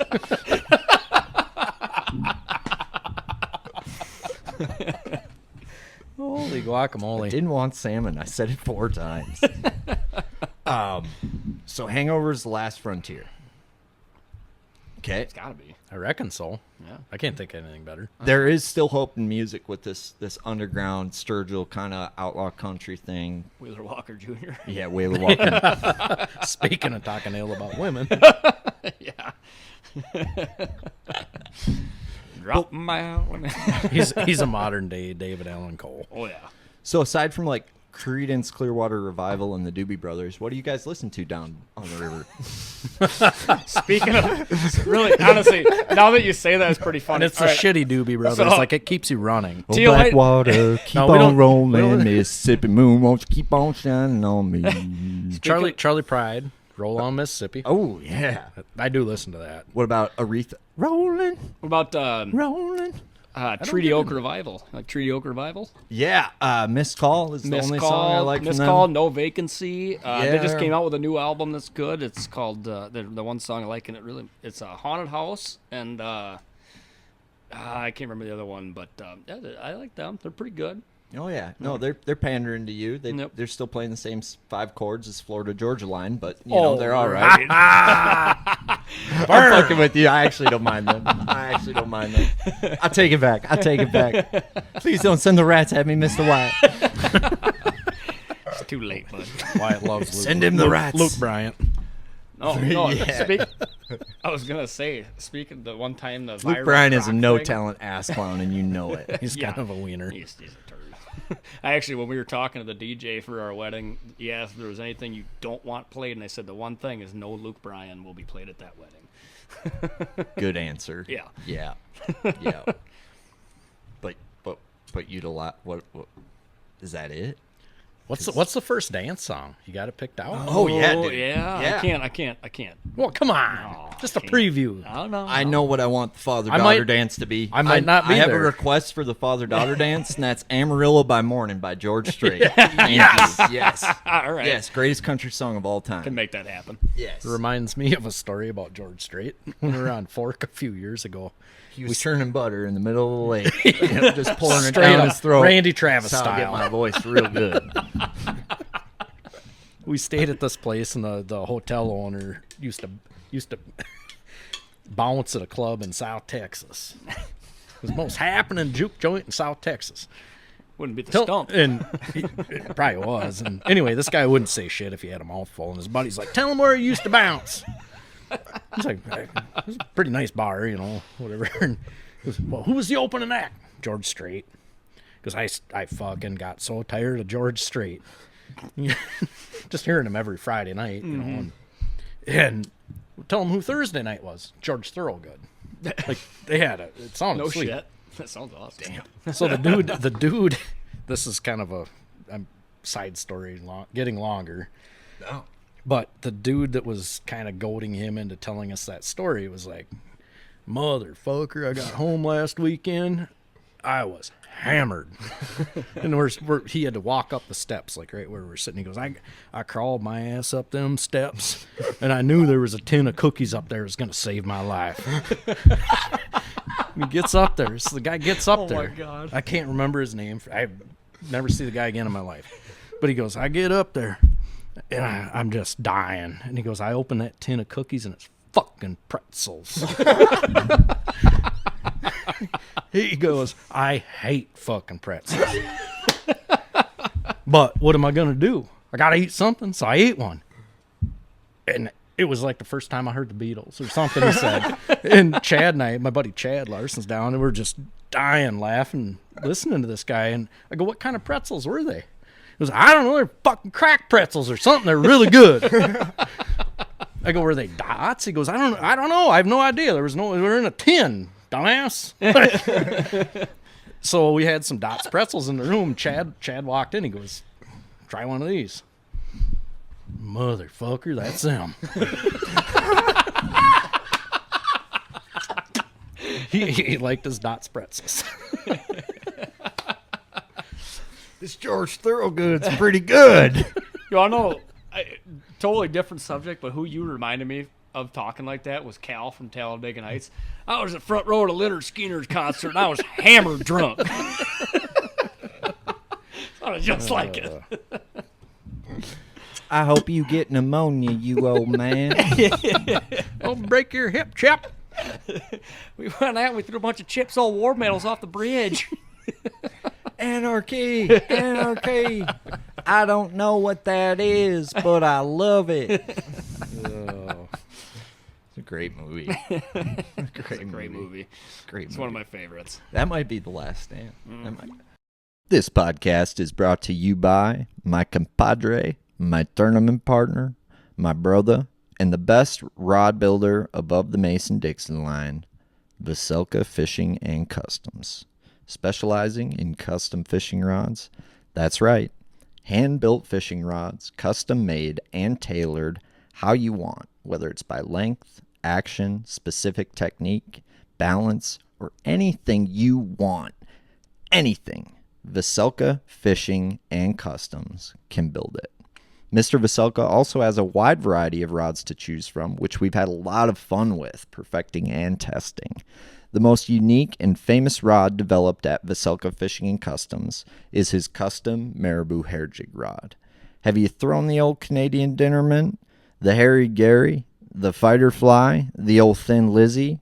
If you have, then you know these little fluff balls can be hard to cast, especially at those key sizes as light as 1/16 of an ounce. Well, what if I told you you could cast that marabou jig 30 to 50% farther than you're casting it now? What if I told you you don't have to spook those shallow, skittish smallmouth? Well, with the custom hair jig rod from Veselka Fishing and Customs, not only can you cast a lot further, but the way this rod loads up on a long cast is pure perfection. This balanced rod has the perfect backbone with a light action parabolic taper that keeps those fish pinned without breaking your line. Mr. Veselka utilizes an 8-foot custom fly fishing blank converted to a spinning rod and couples it with premium guides leading up to custom fly guides that allow maximized casting distance and reduced line friction and blank slap, maximizing your overall performance, obviously. And we found this rod is not only perfect for marabou hair jigs, but for any light bait you need to cast far, including small swim baits, spy baits, and more. Any light bait you need to cast far, look no further than the Veselka Fishing and Customs Hair Jig Special. So head on over to his website, veselkafishing.com, that's VOCELKA fishing.com, and treat yourself to the custom hair jig rod or any custom rod you can dream up. With the JDM tackle craze in full force, there's been a lot of hype around the new tackle shop, Waypoint Angler Supply, and their unique selection of intergalactic fishing equipment. But don't forget about your everyday bassin needs, whether it's hooks, weights, fishing line, tackle storage, reels, rods, craw tubes, beavers, jigs, spinnerbaits, jackhammers, frogs. You never have to pay full price again. There's not that many places that will give you 20% off a new Shimano reel or a new Veselka rod. On a big ticket item like that, 20% savings is a good chunk of change. You can then take that 20% and put some gas in your boat, or you can take that 20% you saved and put it into a Roth IRA.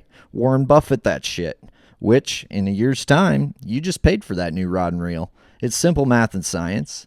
As a bastronaut in the Bass Galaxy, you can save 20% on all the stuff you use every day at Waypoint Angler Supply. Do you ice fish? Do you do the ice Dougie? Do you do the ice fishing? Well, you can knock 20% off all your ice season goodies at Waypoint Angler Supply too. Who's got you covered no matter the season? So stop into their store on Lake Minnetonka or visit their website, waypointanglersupply.com. That's waypointanglersupply.com. Use the code GALAXY20 to save 20% on all your everyday tackle needs, ladies and gentlemen. That's the top five. What came first, Talladega or Step Brothers? I don't know. They're both Talladega was top. before Step Brothers. I think it got was. for sure. Yeah, they're both in my top 5 for sure. Slap What are your shot top would be 3 up movies, there. Teal? Oh, dude, it's so hard. That's like asking me. Favorites are tough. Top 5's a little Give easier. me 3 of your top 10. Oh, man. Something like that. Oh, man. I'm going to take a stab at it. All right. Miracle is just a okay. monumental. That's a good one. Yeah. Yep. Yeah. Great So, movie. yeah. We play them 10 times. We might win 9. No, not tonight. Not this time. That was a great movie. Epic tale. Epic tale. So I would say that's more on the serious front. Braveheart. Okay. Yep. Okay. That's less serious, but No, I'm Also a big good. gore guy. A lot Also of blood. good. I like blood. You know, Yep, also hockey, good. war, and then I like the laughs. So the comedies are really tough for me because I have a lot of those that I really like. I love Waterboy. Oh yeah. Myth of Coach Klein. I do love me some Waterboy. Captain Insano shows no mercy. I love Waterboy. Step Brothers. Talladega Nights. Happy Gilmore. Oh yeah. Liar Liar. Oh, okay. That's a good one. Little Jim Carrey that's action. a forgotten about movie, I feel like. Yeah, the goddamn pen is blue. Great movie. Kicking my own ass. Do you mind? Great movie. Yep. What's the other one he was in when he adopted those? Me, Myself, and Irene. Oh yeah. Ace Ventura. I love Also all for- those. yeah, I would say yeah. there's no better Jim Carrey movie in my mind than either of the Ace Venturas, especially When Nature Calls. Do you have any Banaka? Chicago, you're out of here. Oh, but I forgot my favorite movie of all time, which is Tommy Boy. Okay. Okay. All right. Well, Tommy Boy. For sure. If we were going to start talking about comedies and not mention Chris Farley and Tommy Boy, I think we'd have a little bit of a weight problem. Helen, you look like a Helen. Love that movie, dude. Love that That's a movie. good one. Black How about Sheep? you? Black Sheep? Great movie. Yeah, great movie. How about you guys? I mean, I'll go on the same kind of basis you did. I'll give you like a comedy one and then a couple others. I gotta go with Ace Ventura, When Nature Calls for a comedy. It's right. It's that or all right, 3 of those. That, Talladega Nights, and Step Brothers. Those 3 amazing. can't be beat. Cult in my- classics. Yep. Then I do really I love Saving Private Ryan. That was a good one to me. Good war movie. A meaning behind it. That bitch in that movie, though, just ruined the movie for me. That little freaking guy, that one guy who lived the whole time that needed to die. That guy needed to die. Yeah. Early on. Fuck that guy. Yeah. Yep. At the second battle, that guy needed to die, and that movie would be the greatest of all time. Yep. That So he's a little bitch and lived. And I also Didn't save anybody. I'd say the other one would be Lawless with Shia LaBeouf and I don't even remember the other guys' names, actors, but you know the moonshining one. Yeah. That's one of my all-time favorites for sure. Hell yeah, dude. But You guys got a couple stills down by the river. From what you guys do a little shining? Yeah. You guys know any? You I guys know some hey, moonshiners. actually, when I went to Kentucky, when I was saying before doing that Doing Asian the carp carping? fishing, we went to a real moonshiner's place. Oh, yeah. With my buddy's neighbor, and it was I mean, it was straight up like what you see from Popcorn Sutton. I mean, it was, guy's got a still out in the woods covered up by a bunch of shit in his backyard. He had a fridge inside with about 30 different flavors of moonshine, and I brought home my fair share. And we sat with that guy, and he had, I think, probably 30 pounds of weed in his dresser drawer in the garage. This old timer, I can't remember the hell his name was, but man, it was some straight up moonshine and shit. And it turns out that guy got raided like a week after we left. There was like FBI cop cars and everything in his driveway and raided the guy's place. Yeah. Well, that could have turned out worse. So he wasn't a professional moonshiner then, because professional moonshiners don't get caught. Yeah, he They wasn't would good have enough. NASCAR'd their way out of there. Yeah. Right? Yeah, no, get the old fastback going. Mm-hmm. Yeah. We got your favorite movies. You already named the 3 that nobody's ever heard of. Do you have Holes. 3 favorite movies? Whole Sandlot. Sandlot. I do. You I love pop for Holes. apples in the toilet, and you like it. I like. They're actually better than. They're probably better than my favorite movies. I'm tired of this, Grandpa. I don't care. Keep digging. I like The Big Lebowski, Oh, Ooh, good one. Blazing Saddles, great movie. Slapshot, Yep. and others. But that'd be my top 3, I suppose. Over the line. And anything by Sandler and Will Ferrell. Yeah, Big Lebowski is it's a great movie. it is. Yeah, it's We believe in nothing, Lebowski. Phil Cuttafer Johnson. Lingonberry pancakes. I have to pee. Moon Man, I really honestly. God damn, I should have brought more. Do you know where I fucked up? We got this really nice dairy farm around here that make really good cheeses. I was gonna put a cheese tray out for us, Ooh, you know, Gruyere. being that Fuck. you guys are from Wisconsin. I will fuck up a coochie board. How I'll tell you good what. would some Gruyere be right now? But I decided to pull it at the last minute because Corey said that he was going to hold all his secrets back tonight. So I said, Ah, damn it, Corey. no shitty Minnesota cheese for you, If Corey. I had any secrets, You're going to I have to wouldn't pick hold up them a back. Culver's Butterburger on the way home. God damn, that cheddar is sharp. Culver's would be all right. Not bad. No, it's a sharp cheddar, or it's white cheddar cranberry cheese. Giggity was goo. What I was going to slice up, but wasn't ready to go toe-to-toe with you boys on Put the that cheese on a tonight. pizza. I will Was not. indulge. Was Yeah, I not. won't shit for fucking weeks. I don't care. I'll bring you some of our summer sausage next time. We do a jalapeno cranberry. Well, they say Wisconsin is the leader in sales for laxatives. I believe It that. only Probably. makes sense. Yeah, I Like, believe that. Yeah. Yeah, like That and Bush Light. if you're a laxative company sponsoring your Facebook post, you're geo-targeting the fuck around Wisconsin. Yeah, exactly. Right? I would think so. You get those states that the cheese trickles down to that you're going to deal with a little bit of backup, but like nothing You like. go to Arizona and all you can get is craft singles. No, but the art of the cheese is actually, there's something to that. You get like, Dude, I have so Faith goes, does a weekly grocery shopping or whatever, and asks me what I want, and it's mostly whatever I want, bring to work for lunch, and whatever you want. whatever I want. No, pretty much my only response Wyatt- ever Wyatt is I eats- need more cheese sticks. Wyatt eats Lunchables and Dunkaroos. Don't forget about the Hot Pockets and the pizza rolls, bud. Big pizza roll guy. Big pizza roll guy. Do you Huge air fry pizza them? Yeah. Yeah, that makes them pretty good. Yeah. It's a combination culinary flavor delight now. plus an air fryer. It's got to be the combination. plus a That's the best. plus a dunk of ranch. Game over. Dude, if you just microwave them, it's like No. jail slop. Yep, but it's just you- nasty. Now all of a sudden it's a 5-star restaurant if you air fry it. Absolutely. I mean, you really want your mind to be blown right now? I do. What if I told you could have that air fried goodness in 3 minutes instead of 5? How you do that? You microwave them first, then air fry 'em for like a quarter of the time. Honey, can you take the pizza rolls out of the oven? I'm going to make them tonight. Take them out of the freezer, thaw them out. I haven't got time to wait.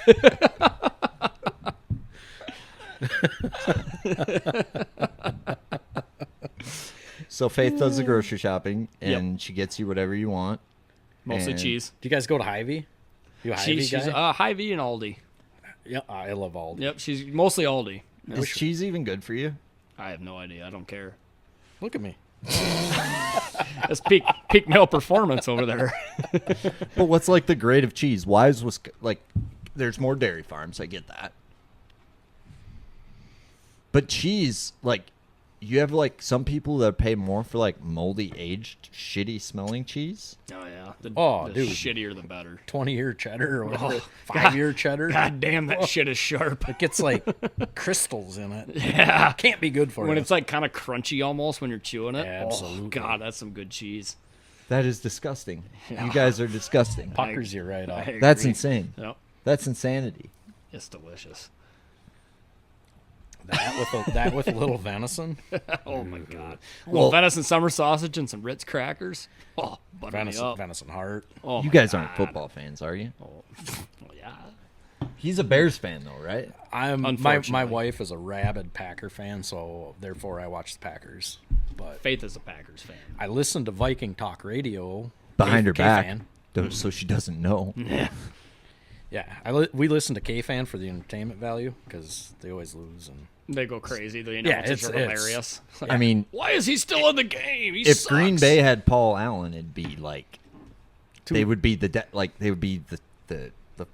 like too homery, he's a little too much for you. too much. Well, yeah. You a fan? Fuck no. No. Yeah. No, I don't give a shit about football. I don't even know why I asked. I played football jig roulette one time. That was a bad idea. I love throwing a football jig. I know. I got hit in the temple with one time, and it sucked. In the temple? Yeah, my buddy, when we were probably in like 8th grade. We were in I had a little like 8-foot Pelican plastic boat with a trolling motor on it, and for whatever reason, my buddy, he's in my wedding still. I don't know why I'm still friends with him, but he goes out of nowhere. I still remember to this day. He all of a sudden goes, football jig roulette, and he had a 3/4 ounce football jig in his hand, and he just flings it up in the air and spins it around. And next thing I know, it hits me in the fucking temple, knocks me right to the bottom of the boat. That's grounds for getting your ass. Yeah, no, I almost pushed him out of the Pelican, but Yeah. I would write him a letter of dismissal of friendship after that. Who was that? Riley Disk, Riley. one of my best buddies. I'm Facebook friends with him, I Yep, believe. yep. I don't know why he did it. It was absolutely hilarious as a story to talk about after the fact. When it happened, I almost killed him. Well, do you think it would be worth, giving him a public fuck you on the record with all three of us? Riley, if you ever hit me in the head with a football jig again, I'll fucking kill you. Yeah, fuck you, fuck you, Riley. How dare you? Give him one of those. Why would you even? Yeah, perfect spiral though. Nice job on that. Yeah, he nailed it. I mean, it was his first try, just one swing. He said football jig roulette, bam, I'm on the floor. No, hockey's not big in Wisconsin though. That's one thing I've weird. Not like here. Not like Minnesota. Yeah. I tell you what, so I grew up in the 90s. I played hockey, and it was so far. Like, we'd come over to Minnesota and just get stomped. You grew up in the '90s? Yeah, I'm 42, man. I grew up in the '90s. I'm 30. Wow, whatever. You grew up. different section of the 90s, maybe. Late 90s versus early. Call it what you will. But high school hockey in 1999 was so... You went to high school for a long time. Well, I got held back a little bit. That's what I love about high school. They stay the same age. What was I? Oh, so I coached our high school hockey team. I helped for 4 years or whatever, and man, the gap has been lessened. Like, Wisconsin's getting better, but it's still not what you guys have over here. I mean, if you could get more of the population to take laxatives, I think you would see an increase in overall speed. Our skaters Yeah, are a you little lighten the load. slower. You see a little bit of increase Yeah. in speed. In the Were you a state. hockey guy? I was raised a hockey player, but now I'm a bass fisherman. But Well- my dad, I got skates before I got shoes. Most parents read their kids Good Night Moon when they're kids. I got read Wayne Gretzky's biography. Nice. Yep. Nice. So I was bred a hockey player, and no, I'm not much of a hockey player, but So, are you a Wild fan? yeah, All right. I actually proposed to Faith at a Wild game. you did. I did. Yep. Always knew I liked you. I took old Matt Dumba fishing this summer. Yeah. That was sweet. That's cool, That was man. probably my favorite fishing memory of the last couple years. For Yeah, sure. dude, he's a savage. He I bet is it was fun. fucking awesome. Yeah, man. but he's a good time. I got some off the record story. Oh yeah. Well, he plays for Arizona now. We're probably good. I'm just kidding. Probably can't. Yeah, No, that's funny. He was fun. We had a good time. That is cool. That is cool. So this year, are you guys fishing Team Trail again? Most likely. Cool. It's up in the air right now. That's news to me. What? I want to. I'm in. I'm waiting. It's most likely. Sweet. Let's get this done right now. We'll get the entry fee out. We'll get you guys signed up tonight. Is I don't even know if we can It's enter not yet, open. but- It's not open yet. I don't think it opens till. We got Kyle Carl would like to stay with us. Yep. I mean, I don't know what you guys do for lodging, but Trucks. Dane's gonna have the trailer, so You can plug into our Airbnb. we're gonna need some. We're gonna need to bump some power. So I know I got a camper that Yep. like Mille Lacs. You're not gonna take your boat, I'm sure. No. We just Kyle and I talked about it. Like we'll some figure canals this out. you We'll could figure fish. this out. Yeah, right where we needed to be to win. sleeper pattern, Say, never John Cox, huh? dude. John Sturgeon Cox Bay, is- Sturgeon Bay Canal. yeah, dude. That was I'm kind just saying, like, it's probably worth bringing up to look for. of. No one else can be checking them. Can't spell Have Corey- it all Corey- yourself. Corey, I'm on easy 18 pounds of largemouth right now. it. So was everyone Got else. 45th place in the bag. If anything, Dude, we're what's good. that gonna do? I think we'll get a top 50 with what I found. So where do we take out of for that? Is it, I have no idea. no idea. Asking me to take where we take off from, like, until the tournament starts is a bad idea. Dane is Fair. your guy. Fair. Dane will tell you. Where the right hell's where. Dane? I don't know, man. I Dane, think get he's over being here. a dad. He's doing the dad thing. He's being responsible and whatnot. Yeah. Have you guys hung out with Dane at all? Not really. No, I talked to dude, him one time on the great river practicing for that Oh, team sure. trail, and that's when I realized that you weren't with him. So it was the other dude with JP. Or what'd you say? PJ. PJ was with him. Yeah, and I didn't know him, but I didn't know if you guys were fishing together or not this year or what. But yeah, I saw him back or way down south, back up in some shit, and I took off and ran some really hairy shit getting out of there. And he's All probably right. like, Either "Fucking way, fun." we got to hang out this year. Absolutely. Yeah, dude. Get the Amish kids from up north. And Well, I saw you guys went up to churn some butter with them Amish folk up there for a weekend. oh, that was fun. Oh, yeah. yeah, That they're a was good fun. time. They're They're good dudes. Fucking awesome guys. Mhm. Oh, I really like both of them. Mm-hmm. Absolutely. I met Hayden at I was doing a seminar up in Duluth at like a sports show, and him and his dad showed up. They were like the only people who showed up.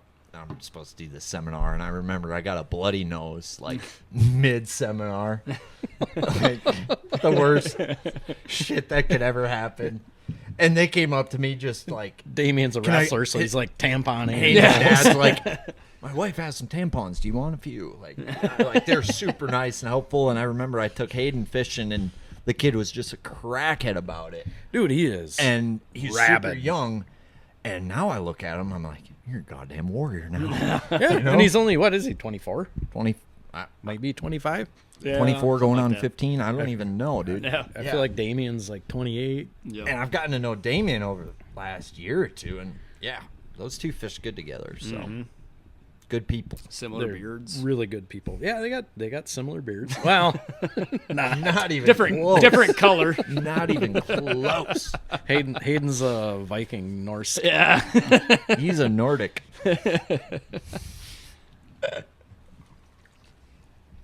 Yeah. So your fishing team trail, it's a big announcement tonight. These guys are back for another season. What was the back. biggest, like,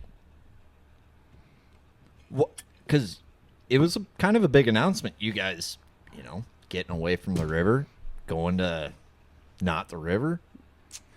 Was it kind of like, what was the reasoning for that? Was there a little bit of pride in that? Of like, these people keep saying that we only know how to fish rivers and we're going to show them? Or was it like, Not for me at all. No, it wasn't anything about that. It was more or less Corey and I both are competitors and like fishing new places, and we kind of, I wouldn't say burnt out of the river, but we wanted to do some competing in other places. And yeah, and that just, and also having a river tournament involved with that was a big, part of it too. It was like, well, we can have one on our home body, and then we can go stack up, see how we stack up on all these other places. And I was way more excited for every other lake we went to than the river. I mean, I was excited to go try and learn these new places that we had never been, and it was an absolute blast. yeah. And that's kind of what I think we just wanted to do something different from what we had, just always fishing the river.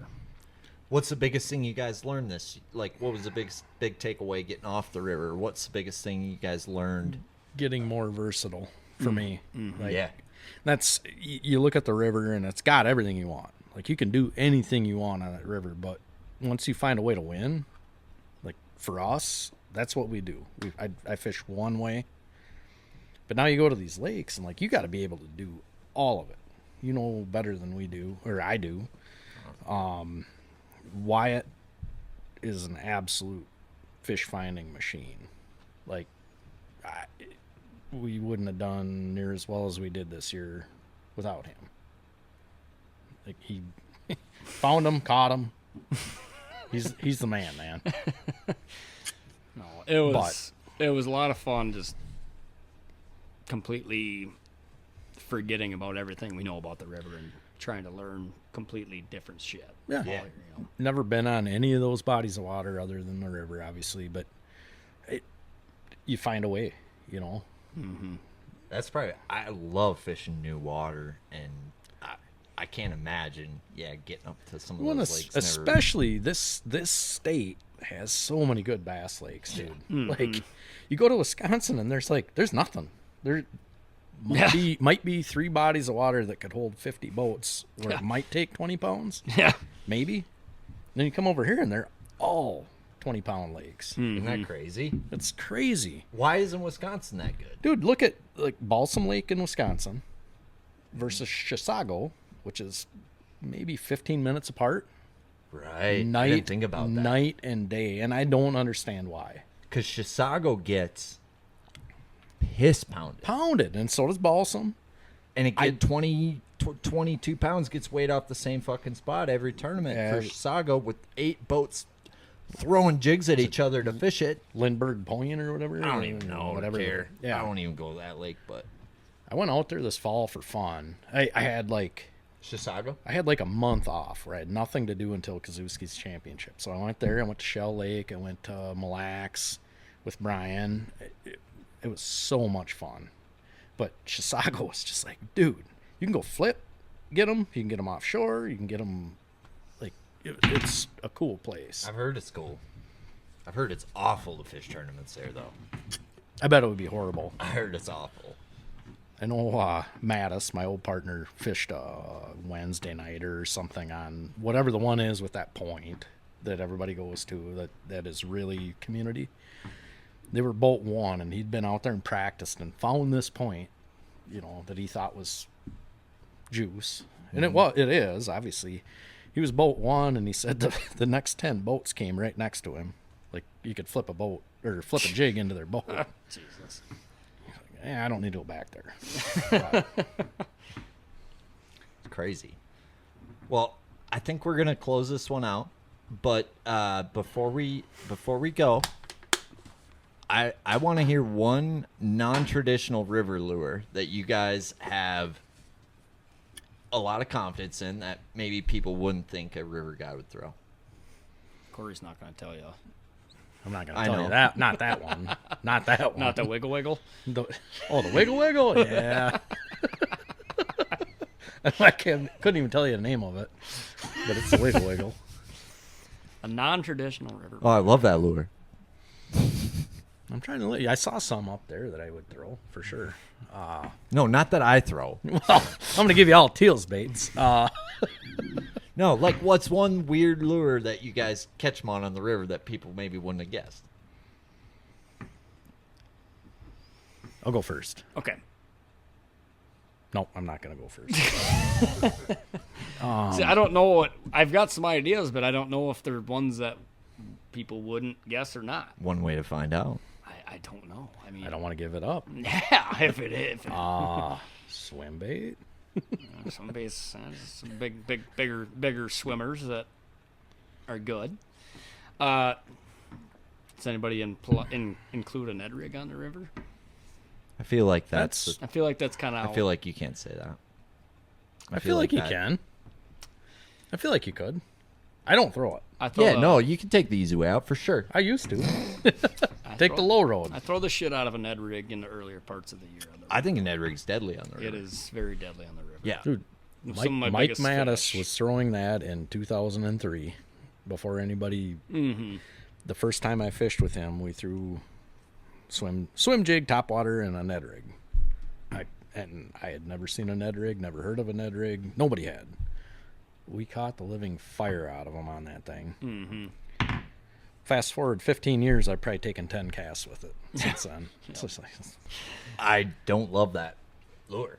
I don't either. I despise. I don't like a wacky rig. Yeah.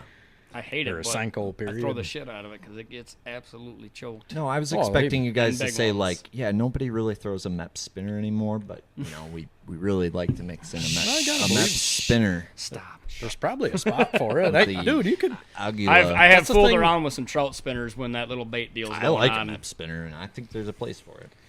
I know, Especially when they're eating them thumbnail fish. They do eat a little white mep spinner. I know some guys that are doing some things that I'm not going to bastardize their stuff, Seen but some things, done some stuff. You guys ever weightless Senko in the current?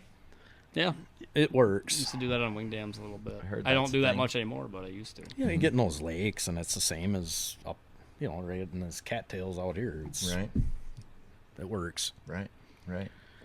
I don't do it a lot. Yep. Yep. That's Well, why hey, I suck now.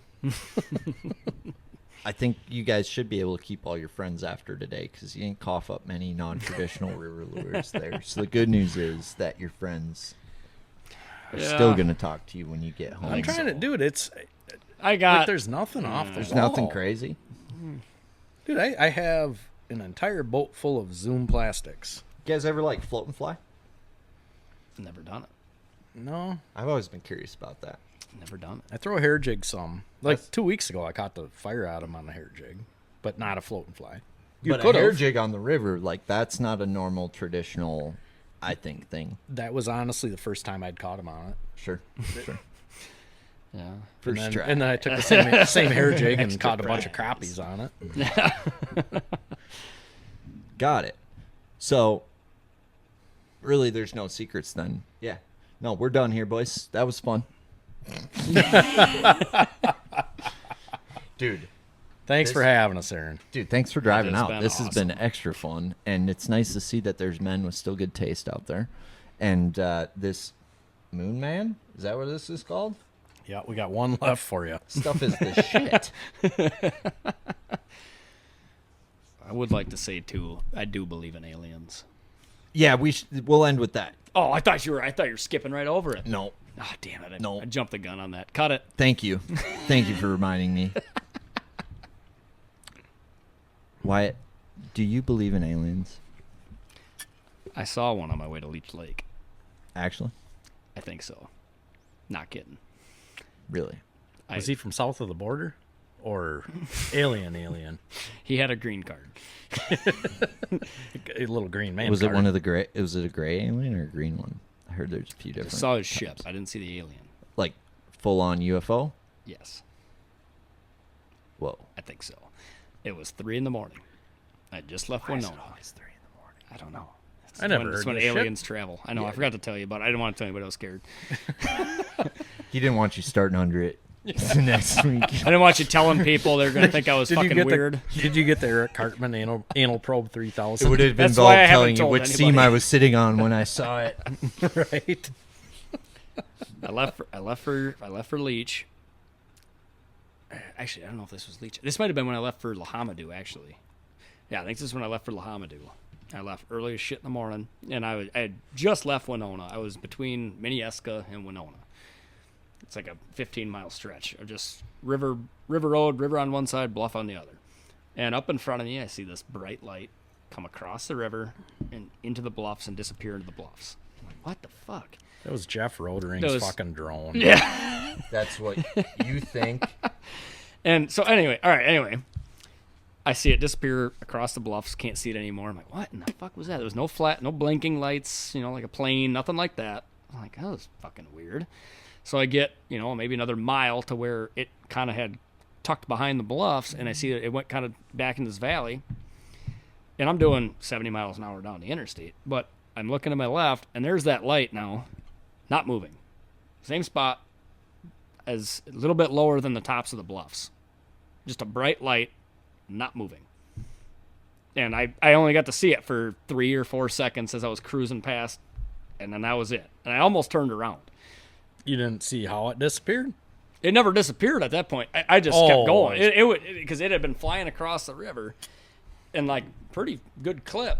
And then it disappeared behind the one bluff. And as I worked my way on my truck, there's this valley that went back. I saw it was hovering right in the middle of the valley, not moving. 3 o'clock in the morning.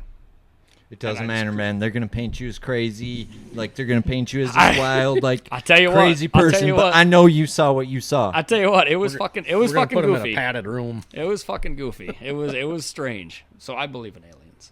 Dude, they're real. They're real. I think the government's been hiding aliens from us for quite some I time. think they have. Well, I believe they're out there. They more or less. I will admit that. They more or less admitted to them being real this year, did they not? Yes, They like, literally there's big debate. came out and said it. They're like, yeah, we spoke to non-human life forms. I don't know, man. This is Bibble for shizzle and forever. Yeah. No, this is in Seriously? Congress. Oh, You didn't in hear front about of that? Congress. Yeah. Oh, just like Chappelle's show? Just like Chappelle's show. Corey's not sold. You would buckle under the pressure. No, but like that's a real. That actually happened. No, Like, Yeah. well, think about it. Like, what's real or not real, right, is being kept from us. Right. Reality itself is being hidden from us Yeah. when it comes to that yeah. Do some, for national security purposes. Teal just wants to clap some alien cheeks. drink some Moon Man. I just want to know. Galactic Moon Man. I just want to know how many other planets I could bass fish on. That is all I want to know. Planet Naboo. That we can be done. Planet Naboo. So we all believe in aliens. That's good. That's good. We're not completely ignorant. Oh, Bigfoot. There's somebody out Fucking there. not real at all. Not really. I saw him on a cardboard cutout yesterday in fucking Ridgeland, Wisconsin. Some bitch threw some beef jerky at And me. he had a girlfriend with a bikini on. Do you guys think we actually landed on the moon? Yeah. Do you? No, No? not for a second. Neil Armstrong's a fucking liar. Oh. That John Denver was full of shit. I don't landed know. on the moon. I don't know if we did or not. I But I think it's a little sketchy. We've never gone back. I want to You'd know. think we'd go back. Why If would it we was go so back? easy, why don't we just like and go back real quick? at the time that why don't we happened, just go back real quick? at the time that happened, we were all watching 12-inch TV screens that are all black and white and tiny as That's shit. what I'm saying. You're telling me we could put a spaceship with people on the fucking moon when we couldn't figure out how to make a TV in color? Star Wars just came the fuck out. I don't even think it was out yet. Wasn't out yet. Yeah. It isn't. It's a. I don't know. JFK knew we didn't land. That's why they shot him. Damn. Mic drop. Truth End of bombs. show. End of show. Dude. They might kill me for that. Yeah, you're gonna but end we're up going to like- put it out anyway. I'm gonna get the fuck We're out going of to here. put it out anyway. Boys, cheers. This was epic. Yeah. Thanks for having us. Thank you for having lot us. of fun. The first River Rat podcast in the galaxy. I'm It's glad. an honor to have I'm you glad we boys. finally got to talk to you. You guys are OGs, and I love you. Not like that, but I love you. Love you too. Okay. Suit yourself, Twitter. It's getting awkward. Goodbye, everybody. End it on that. It's getting awkward. Goodbye, everybody. Thank you.